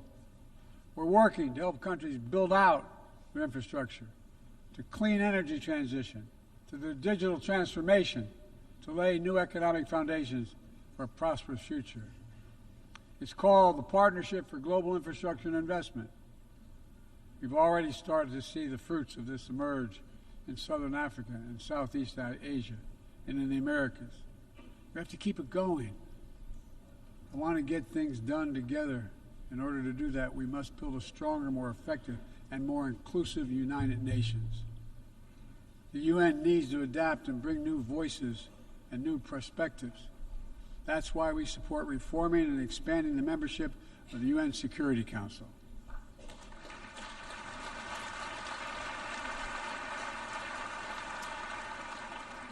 My UN ambassador just laid out our detailed vision to reflect today's world, not yesterday's. It's time to move forward.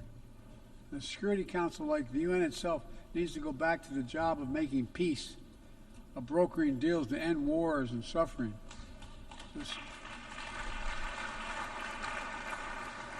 And to stop the spread of the most dangerous weapons, of stabilizing troubled regions in East Africa, from East Africa to Haiti, to Kenya-led mission that's working alongside the Haitian people to turn the tide. We also have a responsibility to prepare our citizens for the future. We'll see more technological change, I argue, in the next 2 to 10 years than we have in the last 50 years. Artificial intelligence is going to change our ways of life, our ways of work, and our ways of war. It could usher in scientific progress at a pace never seen before, and much of it could make our lives better. But AI also brings profound risks, from deep fakes to disinformation, to novel pathogens, to bioweapons. We've worked at home and abroad to define the new norms and standards. This year, we achieved the first ever General Assembly resolution on AI to start developing global rules of the road. We also announced a declaration on the responsible use of AI, joined by 60 countries in this chamber. But let's be honest, this is just the tip of the iceberg, what we need to do to manage this new technology. Nothing is certain about how AI will evolve or how it will be deployed. No one knows all the answers. My fellow leaders, it's with humility I offer two questions. First, how do we as an international community govern AI? As countries and companies race to uncertain frontiers, we need an equally urgent effort to ensure AI's safety, security, and trustworthiness. As AI grows more powerful, it must grow more responsive to our collective needs and values. Benefits of all must be shared equitably.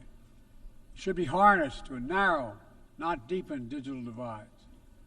Second, will we ensure that AI supports rather than undermines the core principles that human life has value and all humans deserve dignity? We must make certain that the awesome capabilities of AI will be used to uplift and empower everyday people, not to give dictators more powerful shackles on the human spirit. In the years ahead, there may well be no greater test of our leadership than how we deal with AI. Let me close with this. Even as we navigate so much change, one thing must not change. We must never forget who we're here to represent. We, the people. These are the first words of our Constitution, the very idea of America. They inspired the opening words of the UN Charter.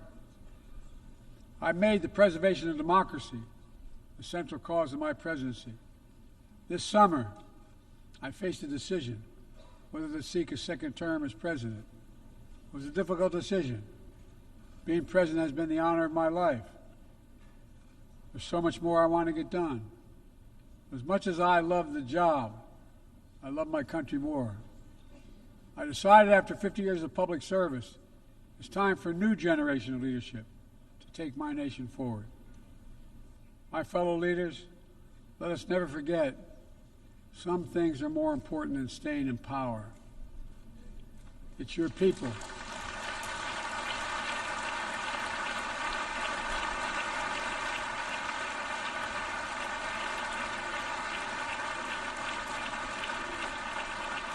It's your people that matter the most.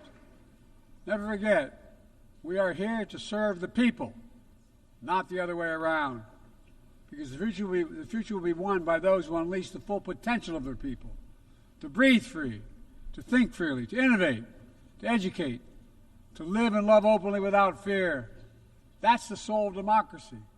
It does not belong to any one country. I've seen it all around the world, in the brave men and women who ended apartheid, brought down the Berlin Wall, fight today for freedom and justice and dignity.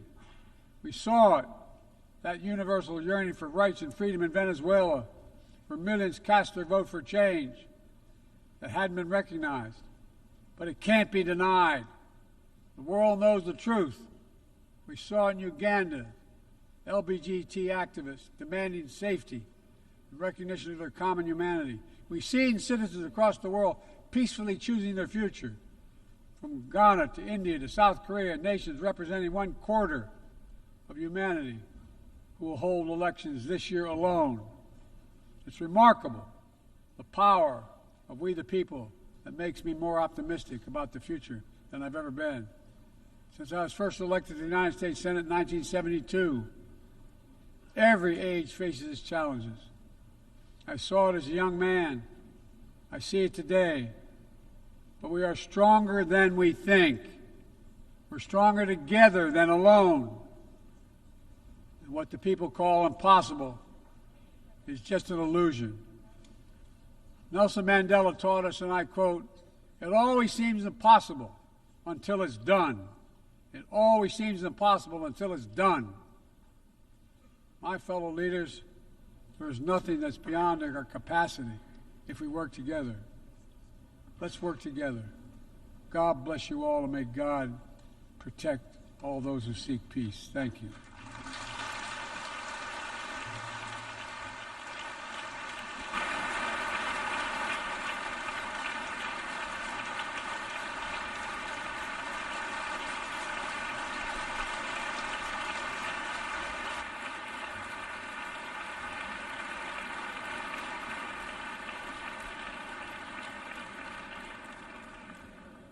On behalf of the Assembly, I wish to thank the President of the United States of America. May I request representatives to remain seated while we suspend the meeting for 5 minutes before resuming to hear the next speaker.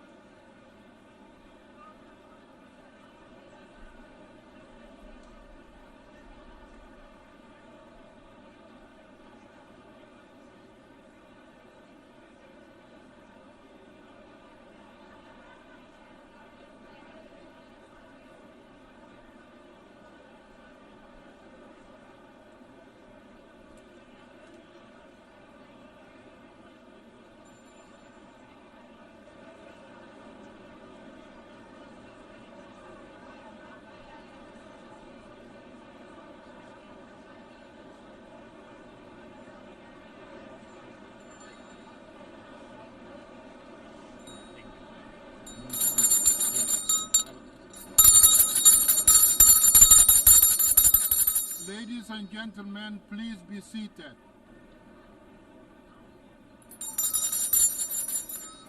Ladies and gentlemen, please be seated. Senhoras e senhores, retomam seus assentos.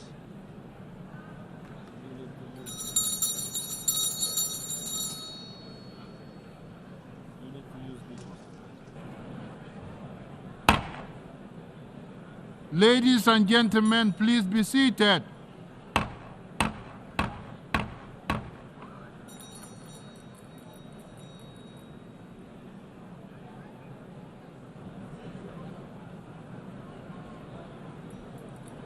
Ladies and gentlemen, please be seated.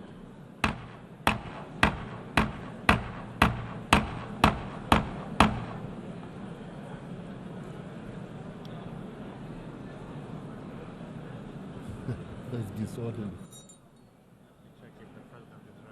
Okay.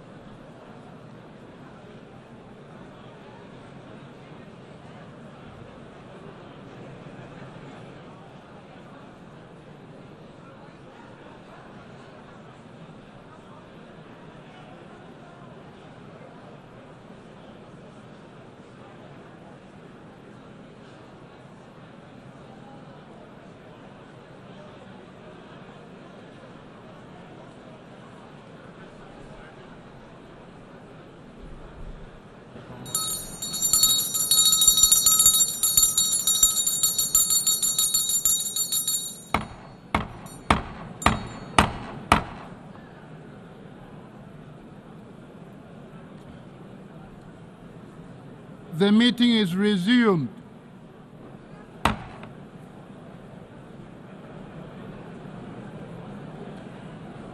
The Assembly will hear an address by His Excellency Recep Tayyip Erdogan, President of the Republic of Turkey. I request protocol to escort His Excellency and invite him to address the Assembly.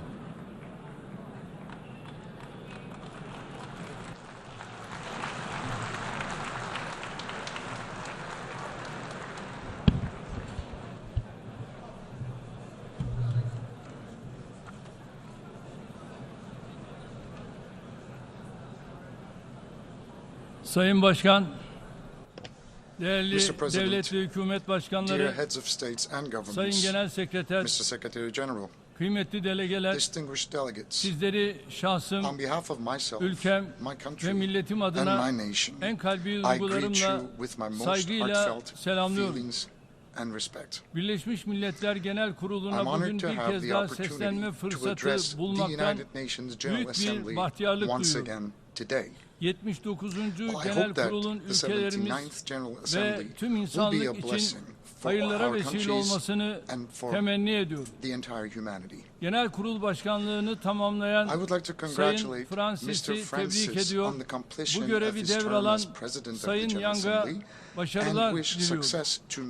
Uzun mücadeleler neticesinde dost ve kardeş Filistin'in temsilcisini üye ülkeler arasında hak ettiği yerde görmekten duyduğumuz memnuniyeti burada ifade etmek istiyorum. Atılan bu tarihi adımın Filistin'in Birleşmiş Milletler üyeliğine giden yolda artık son dönemeç olmasını temenni ediyorum.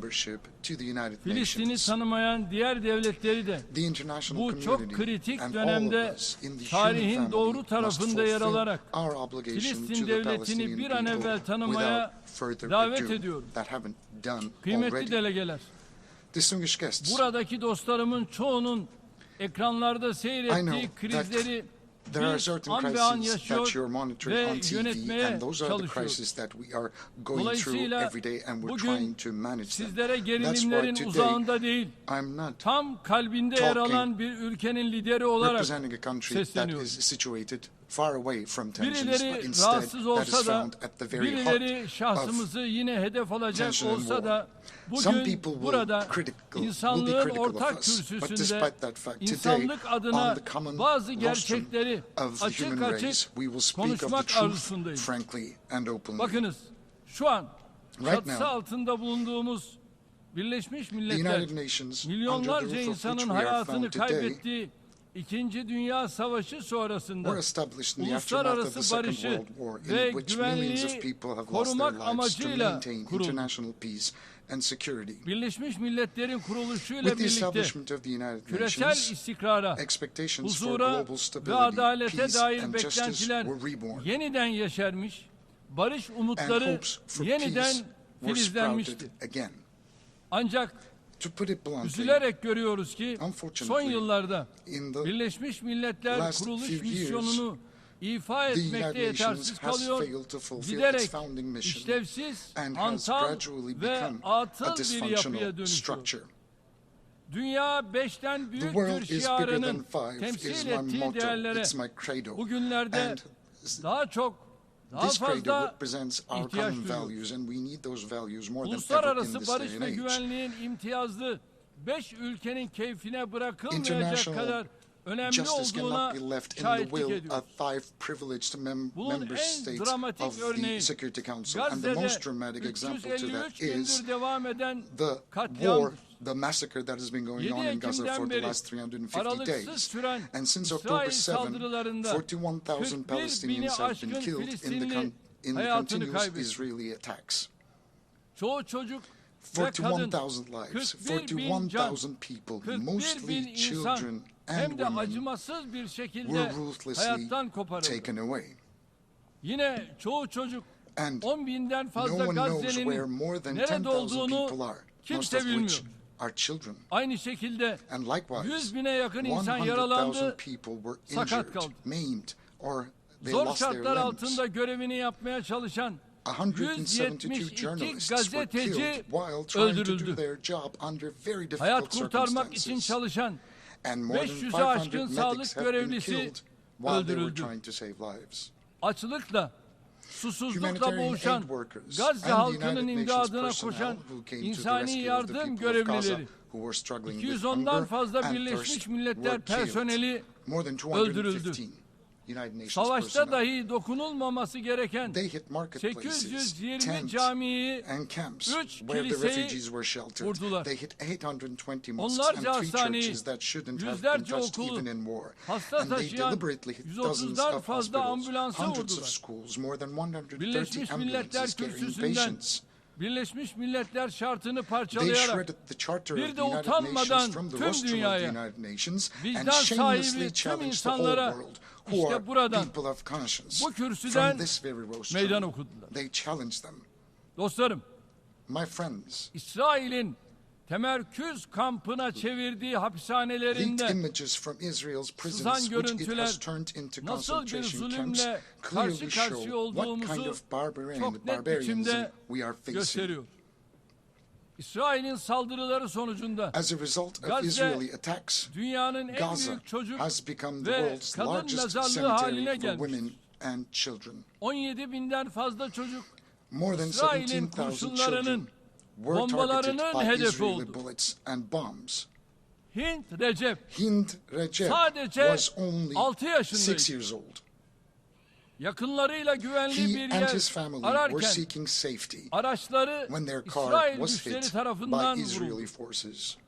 Dayısı, He lost yengesi, everything. He lost his kuzenleri, mother, father, herkes siblings, ölmüş. cousins. Sadece He lost all o the hopes hayatta kalmış. he had packed.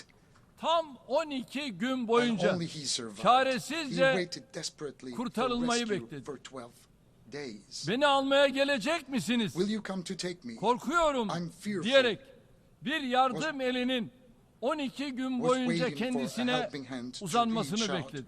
to him for Dünyamızın 12 geldiği days. seviyeye, Despite elimizin the level altındaki of our world has teknolojiye reached, rağmen despite the technology çatısı at our altında disposal, binlerce personel despite çalıştıran our organizations devasa with huge bütçeli budgets, kuruluşlarımıza employing rağmen tens of thousands of 8 personnel, milyarlık as a human insanlık family ailesi of olarak 8 billion henüz inhabitants, 6 yaşındaki bir kız çocuğunu gözlerimizin önünde çırpınan yaralı bir serçeyi maalesef kurtaramadık. Bir lokma kuru ekmek, bir yudum su, bir tas çorba bulamadığı için bugüne kadar yüzlerce Gazze'li çocuk öldü, halen de ölüyor. Gazze'de sadece çocuklar değil, aynı zamanda Birleşmiş Milletler sistemi ölüyor. Hakikat ölüyor. Batı'nın savunduğunu iddia ettiği değerler ölüyor. İnsanlığın daha adil bir dünyada yaşama umutları tek tek ölüyor. Buradan açık açık soruyorum. Ey insan hakları örgütleri, Gazze'dekiler, Batı Şeria'dakiler insan değil mi? Filistin'deki çocukların okuma, yaşama, sokakta oynama hakkı yok mu? Ey uluslararası basın kuruluşları, and calling out to the international press organizations. Aren't the journalists murdered by Israel on live TV your colleagues whose offices were actually raided as well? I call out to United Nations Security Council. What are you waiting for to prevent the genocide in Gaza, to put a stop to this cruelty, this barbarianism? Filistin halkıyla birlikte kendi vatandaşlarının canını tehlikeye atan siyasi ikbali için tüm bölgeyi savaşa sürükleyen katliam şebekesini durdurmak için daha neyi bekliyorsunuz? And what are you still waiting for to stop them? Putting to danger their own people and the entire region for political gain. Ey İsrail'e kayıtsız, şartsız destek verenler, bu katliamı seyretmenin, bu vahşete ortak olmanın utancını daha ne kadar taşıyacaksınız? Kıymetli dostlarım, Gazze'de, Ramallah'ta, Lübnan'da çocuklar ölürken, bebekler While babies are dying in incubators, uluslararası toplumda çok kötü bir sınav vermiştir. Filistin'de yaşananlar, bakınız, çok büyük bir ahlaki çöküşün göstergesidir. Bütün dünya halklarının, ülke liderlerinin, uluslararası kuruluşların bu acı tablo üzerinde düşünmesi gerektiğine inanıyorum. Burada bir gerçeği de açık ve net söylemek istiyorum. İsrail yönetimi temel insan haklarını hiçe sayarak bir millete, bir halka karşı etnik temizlik, apaçık bir soykırım uygulamakta, topraklarını adım adım işgal etmektedir. Özgürlüğü, bağımsızlığı, en temel hakları gasp edilen Filistinliler ise son derece haklı bir biçimde bu işgale, bu etnik temizlik faaliyetlerine karşı meşru direniş haklarını kullanmaktadır. Filistin halkının topraklarını işgal edenlere karşı sergilediği haklı direniş, gayrimeşru gösterilemeyecek kadar asildir, onurludur, kahramancadır. Buradan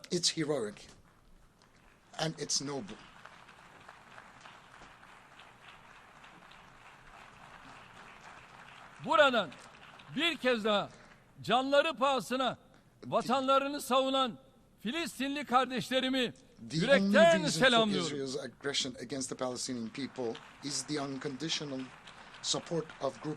İsrail'in Filistin halkına yönelik saldırganlığının tek nedeni bir avuç ülkenin İsrail'e olan kayıtsız şartsız desteğidir. İsrail üzerinde etki sahibi ülkeler tavşana kaç, kazıya tut politikasıyla bu katliama açıkça ortak oluyor. Sahne önünde güya ateşkes için uğraşanlar arka planda katliamlarını sürdürebilmesi için İsrail'e silah ve mühimmat göndermeye devam ediyor. Bu tutarsızlık ve samimiyetsizliktir. This is Bakınız, insincerity. Mayıs ayından beri gidip gelen bir kağıt var. There's a paper that has been going around Hamas back and forth since ateşkes May. teklifini kabul Hamas ettiğini has repeatedly declared defalarca its ilan etti. acceptance of the Ama ceasefire İsrail offer. hükümeti But the Israeli işi government sürekli has yokuşa made it sürerek, very clear that this is the sürekli bir party bahane that bularak doesn't want peace by ateşkese en constantly yakın dragging its olduğunu, feet, making a settlement of the özellikle dispute much more müzakere difficult, ettiği almost muhatabını impossible. kalleşçe Constantly finding an öldürerek excuse and barışı sneakily istemeyen killing taraf its olduğunu negotiating partner çok at the net time biçimde when it was gösterdi. closest to a ceasefire. İsrail'in oyalama ve Israel's aldatma stalling hamlelerine and deception daha should fazla not be prim given any more credit. verilmemelidir. 2735 In the sayılı absence of the implementation,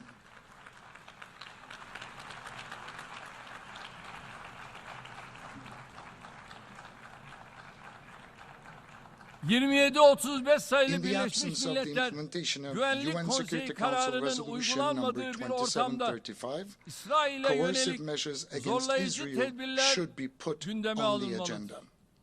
İsrail'in tutumu Israel's bir behavior kez daha has once again göstermiştir ki demonstrated that uluslararası it is toplumun imperative for the Filistinli international sivillere community yönelik to bir develop koruma a protection mekanizması mechanism for geliştirmesi Palestinian zaruridir. civilians. Bundan 70 sene önce 70 years ago, nasıl Hitler just as Hitler insanlığın ittifakıyla was stopped by durdurulmuşsa alliance of Netanyahu humanity, ve Netanyahu cinayet and his şebekesi murder de network insanlığın ittifakıyla must be stopped by an durdurulmalıdır. alliance of humanity.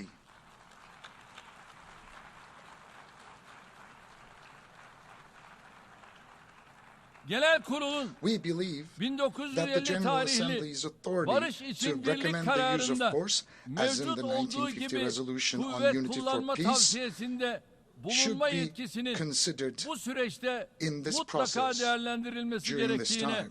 inanıyoruz. Acil An ve immediate kalıcı and a ateşkes permanent sağlanmalı. ceasefire must be established. Rehine, Hostages mahkum and takası prisoners must be gerçekleştirilmeli. exchanged. İnsani And yardımlar humanitarian aid must engelsiz be delivered ve to Gaza kesintisiz olarak unhindered Gazze'ye and uninterrupted. ulaştırılmalıdır. Bilhassa It's very, şartların very iyice important kötüleşeceği kış mevsiminden that önce we extend a helping çok hand zor to the koşullar people of altında Gaza, especially hayatta before the kalmaya winter çalışan season, when Gazze conditions on the halkına ground will become even yardım more eli challenging. uzatmamız şarttır. Bakınız, Look, şu an right now, Gazze'deki su kaynaklarının 70% of the water %70'i, supplies and fırınların 75% of the %75'i bakeries in tahrip Gaza edildi. have been destroyed. Sağlık merkezlerinin %95'i 95% of kısmen health centers were veya partially tamamen or completely zarar damaged. gördü. 150.000 konut tamamen, 150,000 houses were 200.000 completely konut destroyed. kısmen yıkıldı. 200,000 houses were 80.000 partially konut destroyed. And oturulamaz hale 80,000 geldi. houses become Çocuk felci, uninhabitable.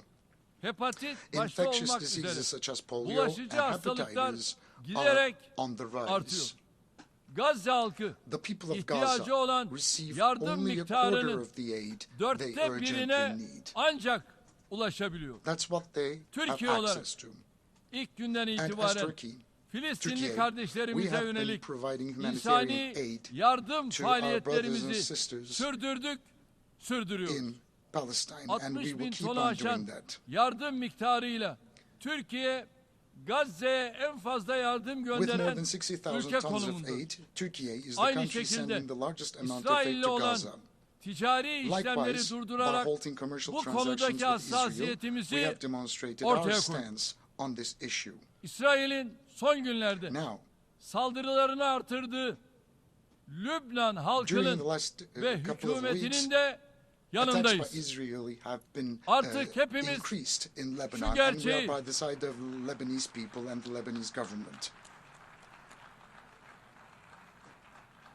şu gerçeği görebiliyoruz. We can see this truth for what it 41 is. bin insanı katledenler, Those who murdered talimatı 41,000 verenden people tetiğini cannot çekene, rest until those bombayı who gave bırakana the kadar orders, pulled the trigger, işledikleri suçların and dropped the hesabını bombs are vermeden held accountable vicdanlar for their rahata crimes. We will kavuşamaz. not heave a sigh of relief. Yıkılan, Our conscience yok will not edilen, go silent. enkaza çevrilen şehirlerde oluşan The bill for the milyarlarca billions of dolarlık dollars hasarın of damage faturası caused in the cities that have been faillerden destroyed, rent mutlaka and reduced to tazmin rubble must edilmelidir and will ve be edilecektir. compensated by the perpetrators. İsrail'in işlediği suçların cezasız kalmaması için Güney Afrika Cumhuriyeti tarafından Uluslararası Adalet Divanı'nda açılan davayı destekliyoruz. Müdahillik başvurusunda bulunduğumuz bu davada adaletin tecelli etmesi için gereken her türlü adımı atacağız. Nablus'ta barışçıl bir protesto eylemi sırasında İsrail askerleri tarafından başından vurulan Ayşenur Ezgi Eygi kızımızın da kanının yerde kalmaması için her türlü hukuki mücadeleyi veriyoruz, vereceğiz.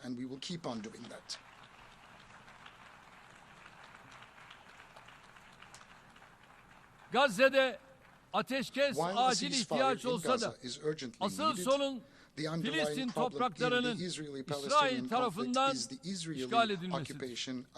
1967 sınırları temelinde başkenti Doğu Kudüs olan bağımsız, egemen ve coğrafi bütünlüğü haiz bir Filistin devletinin vücut bulması artık daha fazla ertelenemez.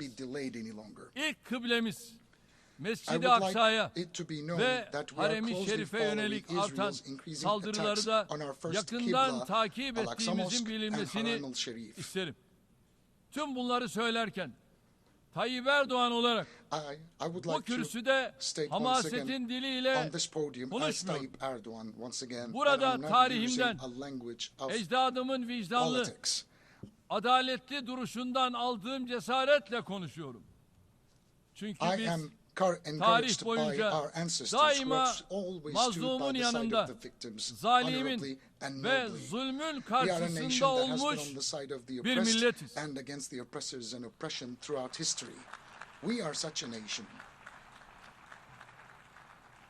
Bundan 500 yıl önce Engizisyon'dan kaçan Musevilere de, Hitler'in toplama kamplarından kaçan Yahudilere de bizim ülke ve millet olarak açık söylüyorum, İsrail halkına yönelik herhangi bir düşmanlığımız yok. Müslümanların sırf inançlarından dolayı hedef alınmasına nasıl karşıysak, antisemitizme de aynı şekilde karşıyız.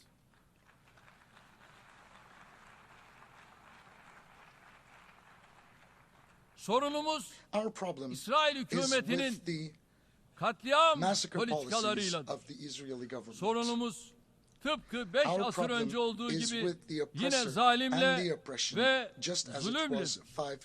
Şunu herkes bilsin ki biz hakkı haykırmaktan çekinmeyiz. Birileri rahatsız olsa da doğruları söylemekten korkmayız. İnşallah sonuna kadar haklının yanında durmaya, doğru bildiklerimizi acı da olsa söylemeye devam edeceğiz.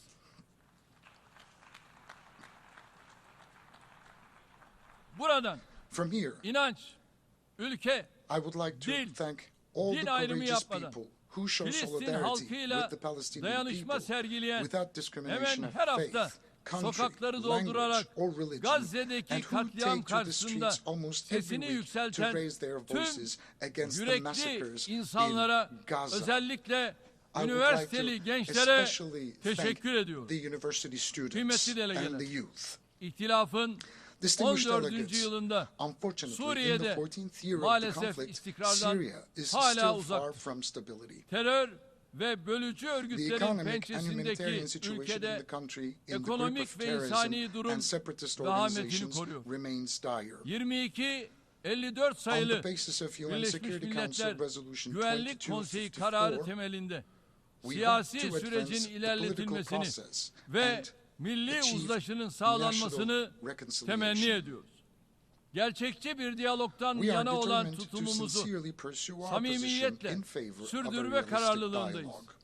Komşumuz Irak, terörle mücadelesini sürdürürken kalkınma, yeniden imar ve bölgesiyle yeniden bütünleşme yolunda kararlı adımlar atıyor. Uluslararası toplum Irak'ın bu gayretlerine destek vermeli. efforts. kalkınma yolu projesi gibi In this tüm context, bölgeye it is important fayda to sağlayacak implement girişimlerin initiatives such as the hayata Development Road geçirilmesi Project, bu which will bağlamda benefit the entire çok ama region on a çok win-win önemlidir. basis. Tüm bu çabaların başarısı The success of all these PKK efforts başta olmak depend üzere on the complete Irak'taki elimination terör of the terrorist tehdidinin threat in bertaraf Iraq, in edilmesine bağlı. particular the PKK. Bir diğer komşumuz İran'la kapsamlı We are ortak eylem planını strengthening canlandırma our yolunda adımlar common action atılmasını, plan with another bölgede neighbor of güven ours, Iran, ve in the istikrar region in ortamının order to establish tesisine stability and katkı peace. sağlayacağına inanıyorum. It's going to contribute Ukrayna'daki tremendously to our savaş efforts. 3. yılını bitirirken war in Ukraine adil ve kalıcı bir barışın tesisinden has been going hala on for 3 uzaktayız. years, and we are still away from Silahlanma yarışı establishing a hızlandıkça permanent peace and stability. diplomasinin alanı As the giderek arms race daralıyor. accelerates, the space for diplomacy Savaşın is shrinking. Ukrayna'nın toprak bütünlüğü It's ve very egemenliği important temelinde diplomasi ve that diyalogla diplomacy and sona dialogue erdirilmesine will yönelik çabalara ensure olan territorial desteğimizi integrity and daha da sovereignty of Ukraine, artıracağız. and our support for those Yine bu endeavors süreçte of Turkey will continue Montreux even Boğazlar strongly. Sözleşmesi'ni And again, during this titizlikle process, uygulamaya we are devam determined edeceğiz. to implement the Azerbaycan Montreux Convention on ve the Straits. Ermenistan arasındaki barış sürecini destekliyor. We will rigorously Çalışmaların implement the en Montreux kısa Convention. sürede We support the peace müjdeli process between haberlerle Azerbaijan and Armenia neticelenmesini and hope that this temenni process ediyoruz. will be concluded as soon as possible Türkiye, with good news. Ermenistan kulvarında da karşılıklı We support olumlu adımlar continued atıyoruz. high-level contacts between the two Azerbaycan, countries. Ermenistan barış sürecinde And we are focusing on kaydedilebilecek dialogue. gelişmeler, Türkiye, Ermenistan normalleşme and sürecine de Armenia. olumlu We are yansıyacak. also taking positive steps Değerli on dostlar, that track to progress in ayrılmaz the bir parçası Azerbaijan-Armenia olduğumuz peace process will have a Balkanların positive impact refah on the ve Turkey-Armenia huzuru için normalization process. yapıcı rol Dear oynuyor. friends, we play a Bölgedeki constructive tüm role for the aktörlerle prosperity and yakın peace işbirliği at the içinde Balkans, hareket of which ediyoruz. we are an integral Bosna part. Hersek'in And we egemenliği, act in close cooperation siyasi with all birliği actors in the region. ve toprak bütünlüğünün önemini Barışı Uygulama Konseyi Yönlendirme As a Kurulu member of üyesi the olarak Steering Committee for her Peace platformda Implementation Council, vurguluyor, we emphasize the importance UFOR of the ALT sovereignty, harekatına political olan unity and territorial katkımıza integrity of Bosnia and özellikle Herzegovina devam on every ediyor. platform and continue Geçen our yıl contribution to üstlendiğimiz Operation UFOR KFOR Althea. komutanlığını We başarılı are bir şekilde successfully sürdürüyor. continuing the KFOR Belgrad, command we Priştine assumed last year diyalog and sürecini supporting the destekliyoruz. Belgrade-Pristina Ege Denizi dialogue process. ve Doğu Akdeniz'i We ilgili want to tüm see the tarafların Aegean Sea meşru and the Eastern menfaatlerine saygı Mediterranean duyulan as a zone of bir stability istikrar and ve prosperity where refah the legitimate bölgesi olarak interests of all the görmek parties istiyoruz. are concerned Deniz can yetki be alanlarının respected. uluslararası hukuka göre It is in the common sınırlandırılması, interest of the seyir entire sefer region serbestisi to enhance ve cooperation, emniyetiyle deniz particularly on ticareti the konuları başta olmak delimitation üzere of maritime jurisdictions işbirliğinin in accordance with geliştirilmesi international law, tüm bölgenin freedom and safety müşterek of navigation menfaatinedir. and maritime trade. Türkiye, enerji ve çevre başta International olmak maritime üzere law encourages her cooperation konuda between littoral yapıcı states işbirliğine in hazır. closed or semi-closed seas, such Komşularımızdan as the Aegean aynı Sea. yaklaşımı Turkey is ready for bekliyoruz. constructive cooperation Doğu on all issues, Akdeniz'de en especially uzun in energy and kıyı şeridine environment. sahip ülke olan We have the longest coastline Türkiye'nin in the Eastern anahtar Mediterranean, rolü and Turkey's yadsınamaz. key role is undeniable. Kıbrıs Adası'nın kuzeyi ve batısında Turkey has ilan edilmiş legitimate rights and kıta authorities sahanlığında in the western part of Türkiye'nin the island of adanın Cyprus, tümünün while the etrafında Turkish ise Cypriots have Kıbrıs legitimate Türklerinin rights in the hakları areas var. around the world. Kıbrıs Barış Harekatı'nın It üzerinden has been 50 50 years yıl since the Cyprus peace Rumların operation ortaklık and devletini 61 years gasp since the etmesi Cyprus sonucunda issue emerged Kıbrıs as a result meselesinin of the Greek Cypriot ortaya çıkmasının usurpation üzerinden of the ise partnership state. 61 yıl geçti. O günden From that bugüne day kadar until today, adada barış peace and ve tranquility sükunet have hakim prevailed oldu. on the island. Kıbrıs meselesine adil, kalıcı It was ve always the Turkish Cypriots sürdürülebilir and Turkey bir who çözüm put forth the getirilmesi için sincere will samimi to bring irade about a ortaya koyan just, taraf lasting and daima sustainable solution Kıbrıs to the Türkleri Cyprus ve issue. Türkiye'ydi. Federasyon modeli The federation artık model is now geçerliliğini completely tamamen outdated. yitirmiştir. And Adada we iki ayrı fully devlet support the vision ve of a iki ayrı two-state halk solution var. with two Kıbrıs different Türklerinin nations put müktesep forward by hakları the olan Turkish Republic of egemen Northern eşitlik Cyprus. ve eşit uluslararası The sovereign statüleri yeniden equality tescil and equal edilmeli, international tecrit status of the artık Turkish Cypriots, son bulmalı. which are the vested rights of the Bugün Turkish Cypriots, must uluslararası be toplumu re-registered and the isolation must end. Bugün uluslararası Today, toplumu bir I kez once daha again invite Kuzey the Kıbrıs Türk international Cumhuriyeti'ni community tanımaya, to recognize the diplomatik, Turkish Republic of Northern siyasi Cyprus ve and to ekonomik establish ilişkiler diplomatic, kurmaya political davet and ediyor. economic relations. Libya'da istikrarın We tesisine, actively support the ülkenin stabilization of birlik Libya ve bütünlüğünün and the preservation muhafazasına of the unity aktif and destek sağlıyoruz. integrity of the Tüm devletleri country. bu hassas dönemde We call on all Libya'nın states yanında to sincerely samimi stand bir by şekilde Libya at this yer very almaya, sensitive time taraflar arasında and contribute güven to building tesisine trust between the katkı parties. vermeye davet ediyoruz. Sudan'daki We must do çatışmaların more to end the sona conflict ermesi in için Sudan. daha fazla çaba harcamalıyız. Çatışmalar We sebebiyle all have yerlerinden responsibility edilmiş to deliver milyonlarca humanitarian Sudanlıya assistance to the millions of insani Sudanese yardım people ulaştırılması displaced by noktasında the conflict. hepimize sorumluluk düşüyor. Afrika genç With its ve young dinamik and dynamic nüfusu, population, zengin rich natural doğal resources, kaynakları and ve verimli vast fertile geniş lands, topraklarıyla Africa çok büyük has bir enormous potansiyele potential. sahiptir. Eşit ortaklık Based on the ve principles of karşılıklı equal partnership saygı and ilkeleri mutual temelinde respect, Afrika hand in halklarıyla hand with the peoples kıtanın of Africa, barış, we support istikrar the continent's ve efforts for kalkınma peace, çabalarına stability, and destek veriyoruz. development. Afrikalı We will kardeşlerimizle continue to tam stand bir in dayanışma full içinde solidarity olmayı with our African brothers sürdüreceğiz. and sisters. ASEAN başta olmak üzere As part Hint of our Okyanusu'na kıyıdaş initiatives, ülkeler we birliği are strengthening ve our Pasifik deep-rooted ties Adaları with Forumu Asia. gibi We are deepening our bölgesel engagement with kuruluşlarla our partner regional angajmanımızı organizations such as derinleştiriyoruz. ASEAN, the Shanghai Cooperation Yükselen Organization, ekonomileri and the Pacific bir araya Islands getiren Forum. BRICS'le We keep ilişkilerimizi our will to develop our geliştirme relations with irademizi BRICS, which brings canlı together tutuyoruz. emerging economies Orta alive. Asya ülkeleriyle We köklü share bir a tarihi deep-rooted paylaşıyor, history with the countries of Central işbirliğimizi Asia, ikili ve and çok we are taraflı further zeminde strengthening our daha cooperation da on bilateral güçlendiriyoruz. and multilateral Türk grounds. Devletleri Teşkilatımız giderek bir Our cazibe organization of merkezine Turkic dönüşüyor. states is gradually Gözlemci turning into a üyeler center of attraction. Macaristan ve Kuzey Kıbrıs Türk The Cumhuriyeti'nin organization de is becoming an katkılarıyla exemplary model of teşkilat cooperation with the örnek bir contributions işbirliği of modeli observer haline members Hungary geliyor. and the Turkish Türk Republic dünyası of olarak Northern Cyprus. birlik ve We will beraberliğimizi further daha strengthen da our unity tahkim and our edeceğiz. togetherness as the Çin'in Turkic egemenliğine world. ve toprak bütünlüğüne saygı çerçevesinde Within the framework of güçlü respect for tarihi, China's sovereignty kültürel and ve territorial beşeri integrity, bağlarımızın we are in bulunduğu close dialogue Uygur with China Türklerinin to protect temel the hak fundamental ve rights and özgürlüklerinin freedoms of korunması Uyghur için Turks, Çin'le with whom yakın we have diyalog strong halindeyiz. historical, cultural, and humanitarian ties. Latin Amerika ve We endeavor Karayipler'deki to build tüm on the ülkelerle friendly ties kurmuş we have olduğumuz established with the countries dostane in bağları Latin America daha ileri and bir the aşamaya Caribbean. taşımaya gayret ediyoruz. Kıymetli delegeler, Distinguished delegates, küresel adaletsizliğin we must giderilmesi work için together to address birlikte global çalışmak injustice. mecburiyetindeyiz. Birleşmiş Milletler The United sürdürülebilir Nations kalkınma Sustainable hedeflerinin Development Goals kimsenin concept geride of leaving no one bırakılmaması behind anlayışı is a guiding bu principle gayretler for these bakımından efforts. yol göstericidir. Milli gelirine oranla As en one of the fazla largest yardım aid yapan donors ülkelerden relative biri to olan its gross Türkiye'nin domestic faaliyetleri product, Turkey's sürdürülebilir development, kalkınma cooperation hedeflerine activities contribute to ulaşılmasına achieving the katkı sağlıyor. Sustainable Development Goals. Üyesi olduğumuz G20 başta olmak üzere We contribute tüm to efforts to uluslararası ensure fair, platformlarda inclusive growth adil, and development on all kapsayıcı, international platforms, büyüme ve especially kalkınmayı the G20, temin edecek of which çalışmalara we are a member. destek veriyoruz.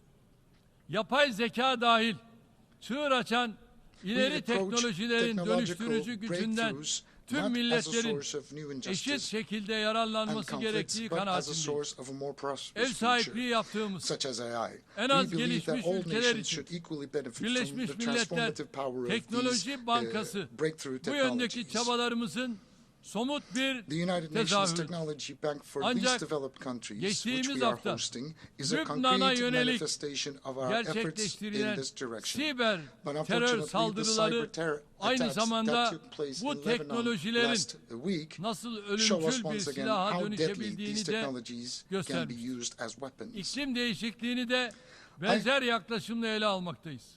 Bakınız, approach the climate hiçbir change ülke issue from that same emisyon perspective. azaltımı No country ve can tackle iklim emission değişikliğine reductions and uyum climate change sürecini adaptation tek başına alone. göğüsleyemez. Gelişmekte olan ülkeler için The most en important önemli issues for hususlar developing countries finansman, are financing, teknoloji technology transferi transfer, ve and kapasite capacity building. geliştirmedir. Bakü'de I düzenlenecek sincerely believe COP that the 29 COP29 iklim climate summit zirvesinin in Baku bu meselelerin will çözümüne contribute to the katkı solution yapacağına of these inanıyorum. issues. Daha sürdürülebilir ve temiz bir dünya vizyonuyla At the summit, eşim we expect Emine to Erdoğan launch important hanımefendinin additional initiatives himayesinde and unveil başlattığımız our long-term Sıfır Atık low Hareketi'ni emission development Birleşmiş Milletler strategy Genel Kurulu'nda and the 105 ülkenin zero ortak waste initiative sunuculuğunda that oy became a birliğiyle reality kabul under the edilen auspices kararla of my küresel spouse, boyuta Madam taşıdı. Emine Erdoğan. And with mutual agreements we have taken Buradan our tüm ülkeleri, domestic uluslararası affairs teşkilatları and ve sivil initiatives toplum to kuruluşlarını international agendas. hareketimize I would ortak like olmaya to davet ediyorum. ask everybody İslam to ve support our yabancı endeavors in düşmanlığı that ile regard. ırkçılığın We see Islamophobia, zehirli bir sarmaşık xenophobia, gibi and dünyayı racism sarmakta olduğunu creeping over the world görüyoruz. like a poison ivy. Camilere ve mukaddes kitabımız Kur'an-ı Kerim'e yönelik saldırılara We can see şahit that every olmadığımız week attacks neredeyse are taking place tek bir upon our gün mosques yok. and our holy book Avrupa'nın of Quran. ortasında In the middle etnik of Europe, ve dini people's kimlikleri homes are nedeniyle set on fire insanların and lives are evleri taken ateşe because veriliyor. of their ethnic and religious Hayatlarına kastediliyor. affiliation. En temel hakları göz göre göre Their özellikle lives are gasp taken ediliyor. away from them and their Büyüyen bu fundamental rights are tehlikeyi being kimse daha fazla görmezden gelemez. suspended. 15 And Mart nobody can ignore 2024 this growing tarihinde danger any longer. kabul edilen karar On tasarısının March 15, öngördüğü 2024, şekilde en we yakın expect a zamanda special envoy Birleşmiş to combat Milletler'de Islamophobia to be İslamofobi ile appointed mücadele at the United özel Nations as soon as temsilcisi possible, atanmasını as envisaged bekliyoruz. in the draft Kıymetli resolution dostlar, adopted on March geçen the sene 15th. bu kürsüde gündeme getirdiğim bir tehlikeye karşı bugün Today, bir I kez would daha like to draw your attention once again to dikkatlerinizi the çekmek danger istiyorum. that I raised last year on Toplumun this temel podium. direği olan Attacks aile on the kurumuna institution yönelik of family, saldırılar the pillar of giderek society, are yoğunlaşıyor. increasing. 2024 Olimpiyat The disgrace oyunlarının staged at the açılışında opening of the sahnelenen 2024 rezalet Olympic Games insanlık has olarak revealed the extent karşı of karşıya threat olduğumuz we face as tehdidin humanity. boyutlarını gözler önüne sermiştir. Masum çocukların her yaştan ve inançtan yüz milyonlarca insanın izlediği bir spor etkinliği hem de çok çirkin bir şekilde cinsiyetsiz hale getirilmiş, propagandasına alet edilmiştir. O kötü sahneler sadece Katolik alemini, Hristiyan dünyasını değil, Müslümanları ve kutsala saygısı olan herkesi derinden yaralamıştır. Cinsiyetsizleştirme meselesi bir tercihten ziyade artık küresel bir dayatmaya, tam anlamıyla kutsala ve fırsata karşı bir savaşa dönüşüyor. Bu yıkım projesi karşısında ses çıkaran, en ufak bir tepki gösteren herkes susturulmakta, linç kampanyalarının hedefi olmaktadır. Ne pahasına olursa olsun Türkiye bu kuşatmayı yarmakta ve yıpratmakta. Bu korku iklimine direnmekte kararlıdır. Bu amaçla Birleşmiş Milletler ailenin dostları grubuna üye oldu. İnşallah diğer üye ülkelerle dayanışma içinde aileyi, insanı, fıtratı savunmaktan geri durmayacağız. Bizimle aynı endişeleri paylaşan ülkeleri de bu mücadeleye omuz vermeye davet ediyorum. Bu düşüncelerle 79. Genel Kurul'un tüm insanlık için hayırlara vesile olmasını diliyorum. Hepinizi bir kez daha sevgi ve saygıyla selamlıyorum. Kalın sağlıcakla. May peace be with you and may you remain in health.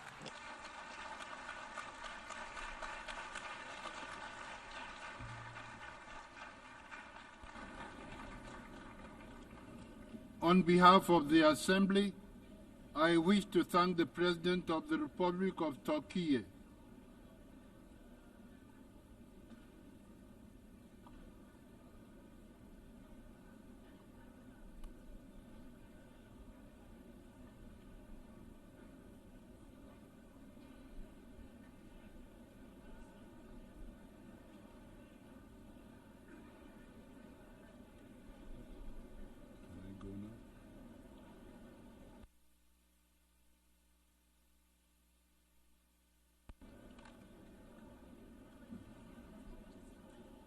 The Assembly will hear an address by His Majesty King Abdullah II Ibn al-Hussein, King of the Hashemite Kingdom of Jordan. I request protocol to escort His Majesty and invite him to address the Assembly.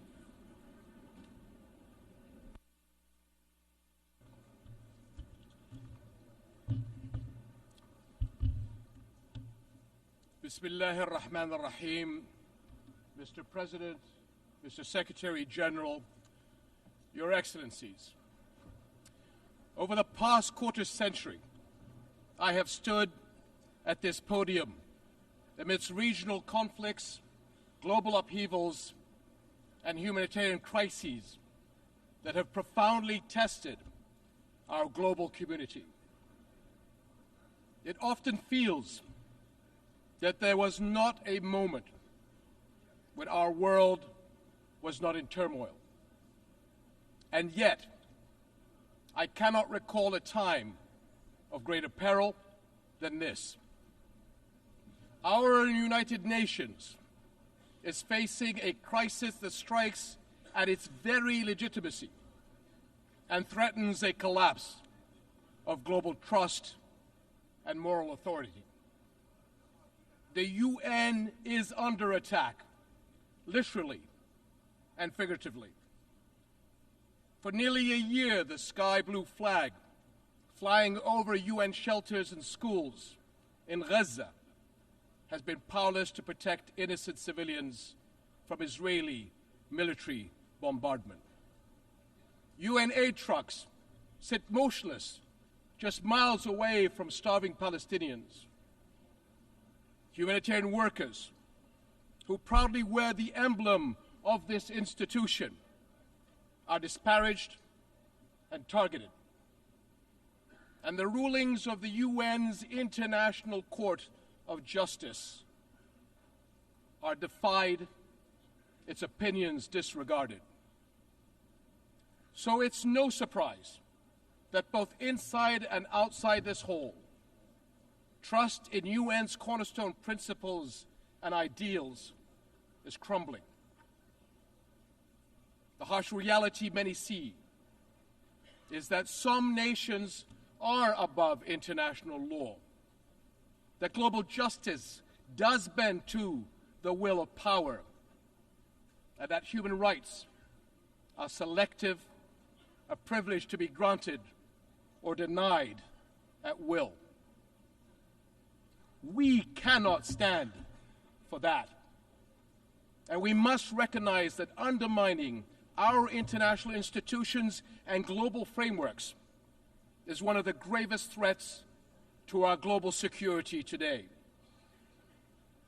Ask yourselves, if we are not nations united in the conviction that all people are equal in rights, dignity, and worth, and that all countries are equal in the eyes of the law, what kind of world does that leave us with? Your Excellencies, the attacks of October 7th on Israeli civilians last year were condemned by countries all over the world, including Jordan. But the unprecedented scale of terror unleashed on Gaza since that day is beyond any justification. The Israeli government's assault has resulted in one of the fastest death rates in recent conflicts, one of the fastest rates of starvation caused by war, the largest cohort of child amputees, and unprecedented levels of destruction. This Israeli government has killed more children, more journalists, more aid workers, and more medical personnel than any other war in recent memory. And let us not forget the attacks on the West Bank. There, since October 7th, the Israeli government has killed more than 700 Palestinians. Among them, 160 children. Palestinians held in Israeli detention centers exceed 10,700, including 400 women and 730 children. 730 children. Over 4,000 Palestinians have been forced from their homes and lands. Armed settler violence has surged, and entire villages have been displaced. And in Jerusalem, a flagrant violations of the historical and legal status quo at Muslim and Christian holy sites continue unabated under the protection and encouragement of members of the Israeli government. To be clear, this is in the West Bank, not Gaza. Almost 42,000 Palestinians have been killed since October 7th. So is it any wonder that many are questioning how can this war not be perceived as deliberately targeting the Palestinians? The level of civilian suffering cannot be written off as unavoidable collateral. I grew up a soldier in a region that is all too familiar with conflict. But there is nothing familiar about this war and the violence unleashed since October 7th. In the absence of global accountability, repeated horrors are normalized, threatening to create a future where anything is permitted, anywhere in the world. Is that what we want? Now is the time to ensure the protection of the Palestinian people. It is the moral duty of this international community to establish a protection mechanism for them across the occupied territories.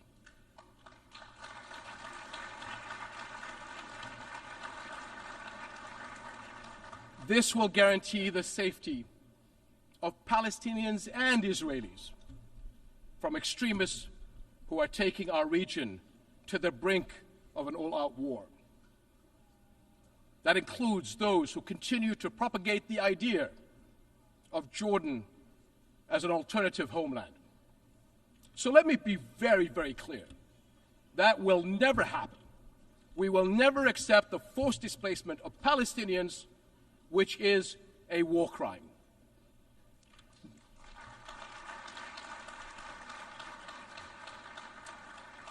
No country in the region benefits from escalation. We have seen that clearly in the dangerous developments in Lebanon over the past few days. This has to stop. For years, the Arab world has extended a hand to Israel through the Arab Peace Initiative, offering full recognition and normalization in exchange for peace. But consecutive Israeli governments, emboldened by years of impunity, have rejected peace and chosen confrontation instead.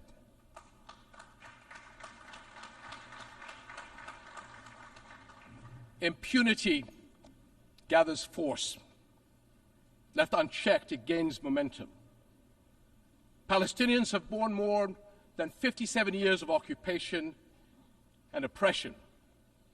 During this time, the Israeli government has been allowed to cross one red line after another. But now, Israel's decades-long impunity is becoming its own worst enemy, and the consequences are everywhere. The Israeli government has been accused of genocide at the ICJ. Expressions of outrage at its conduct are echoing around the world. Cities everywhere have seen mass protests, and calls for sanctions are growing louder. International frustration with Israel has long been mounting, but it has never been more exposed. For decades, Israel has projected itself as a thriving Western-style democracy in the Middle East. But the brutality of the war on Gaza has forced the world to look closer. Now many see Israel through the eyes of its victims. And the contradiction, the paradox, is too jarring. The modern advanced Israel admired from afar, and the Israel that Palestinians have experienced firsthand, simply cannot coexist. Israel will eventually be entirely one or the other. That is the choice its leaders and its people will have to make. To live by the democratic values of freedom, justice, and equality for all, or to risk further isolation and rejection. Over and over, we have watched Israel try to achieve security through military means. Each escalation is followed by a pause until the next deadlier one. And for years, the global community has taken the path of least resistance, accepting the status quo of the ongoing military occupation of Palestinians, all the while paying lip service to the two-state solution. But it has never been more evident that the current status quo is untenable. And as the International Court of Justice's advisory opinion underscored 2 months ago, it is unequivocally illegal. The court's opinion bears a moral imperative to us all. The obligation it carries is one that our nations cannot afford to ignore for the sake of our world, as well as the future for Palestinians and Israelis alike. Because both peoples deserve to live their lives in dignity, free of violence and fear. And the only way to achieve that is a just peace, one grounded in international law, justice, equal rights, and mutual recognition. That is something we, as nations and people everywhere, can and must unite around. Your Excellencies, the world is watching, and history will judge us by the courage we show. And it is not just the future that will hold us accountable, so will the people of the here and now. They will judge whether we, as the United Nations, will surrender to inaction or will fight to uphold the principles that anchor this institution and our world. Right now, they are asking whether we will stand by as parents watch their children waste away, as doctors watch their patients die for lack of basic medical supplies, and as more innocent lives are lost because the world failed to act. This war must end. Hostages and detainees must return home. But every day we wait is one day too long for far too many.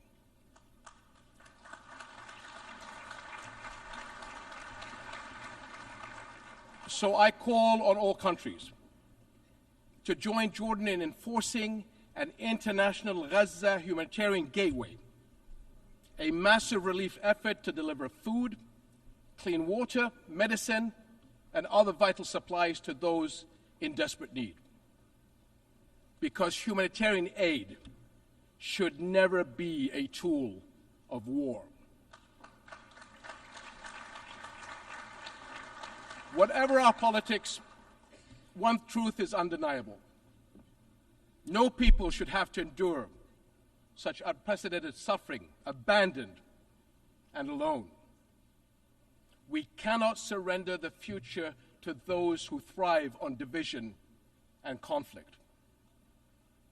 I urge all nations of conscience to unite with Jordan in the critical weeks ahead on this mission. Almost a year into this war, our world has failed politically, but our humanity must not fail the people of Gaza any longer. Echoing the words of my father from 64 years ago at the 15th session of the General Assembly, I pray that this community of nations may have the courage to decide wisely and fearlessly, and will act with urgent resolve that this crisis and our conscience demand.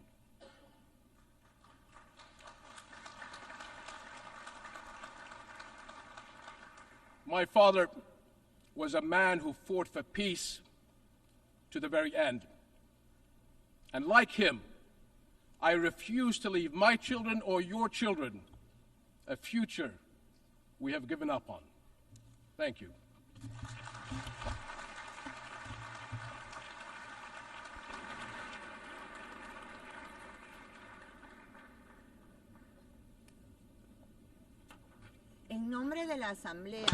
On behalf of the Assembly, I wish to thank the King of the Hashemite Kingdom of Jordan. La Asamblea escuchará ahora The Assembly un discurso will now hear an address del presidente de mi país, by the President la of my República country, de the Guatemala, Republic of el Guatemala, excelentísimo His señor Excellency César Mr. César Bernardo Bernardo de León. Arevalo de León. Pido a I protocolo request que protocol acompañe a to su escort His excelencia, Excellency a quien tengo and el invite muy him especial honor de invitar a dirigirse to a la address the Asamblea. Assembly, and this is a very special honor for me.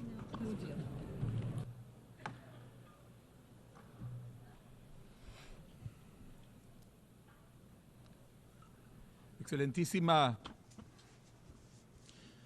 señora Carla Rodríguez, vicepresidente del 79º periodo de sesiones de la Asamblea General, excelentísimo señor Antonio Guterres, secretario general de la Organización de las Naciones Unidas, excelentísimos señores y señoras, jefes de Estado y de Gobierno, honorables delegados, Cuyarutzil Uwashri Uwashuleu. El pueblo de Guatemala saluda al mundo. Les saludo en el idioma del pueblo quiché, una de las comunidades ancestrales más numerosas e influyentes de Guatemala. Su fuerza y la de los diversos pueblos de Guatemala es el sustento de nuestro gobierno, es la fuerza de nuestro país, es la voz retumbante de quienes no han sido escuchados, de quienes han sido marginados, pero que tienen mucho que decir, mucho que aportar, que tienen un lugar en la construcción de nuestro futuro colectivo. Estoy aquí como resultado de dos expresiones claras de voluntad popular. La primera, una votación que rechazó tajantemente a los representantes de la historia autoritaria y el pasado corrupto de Guatemala y me otorgó el honor de la presidencia, de liderar el esfuerzo nacional para avanzar hacia un futuro de justicia, de igualdad y de progreso.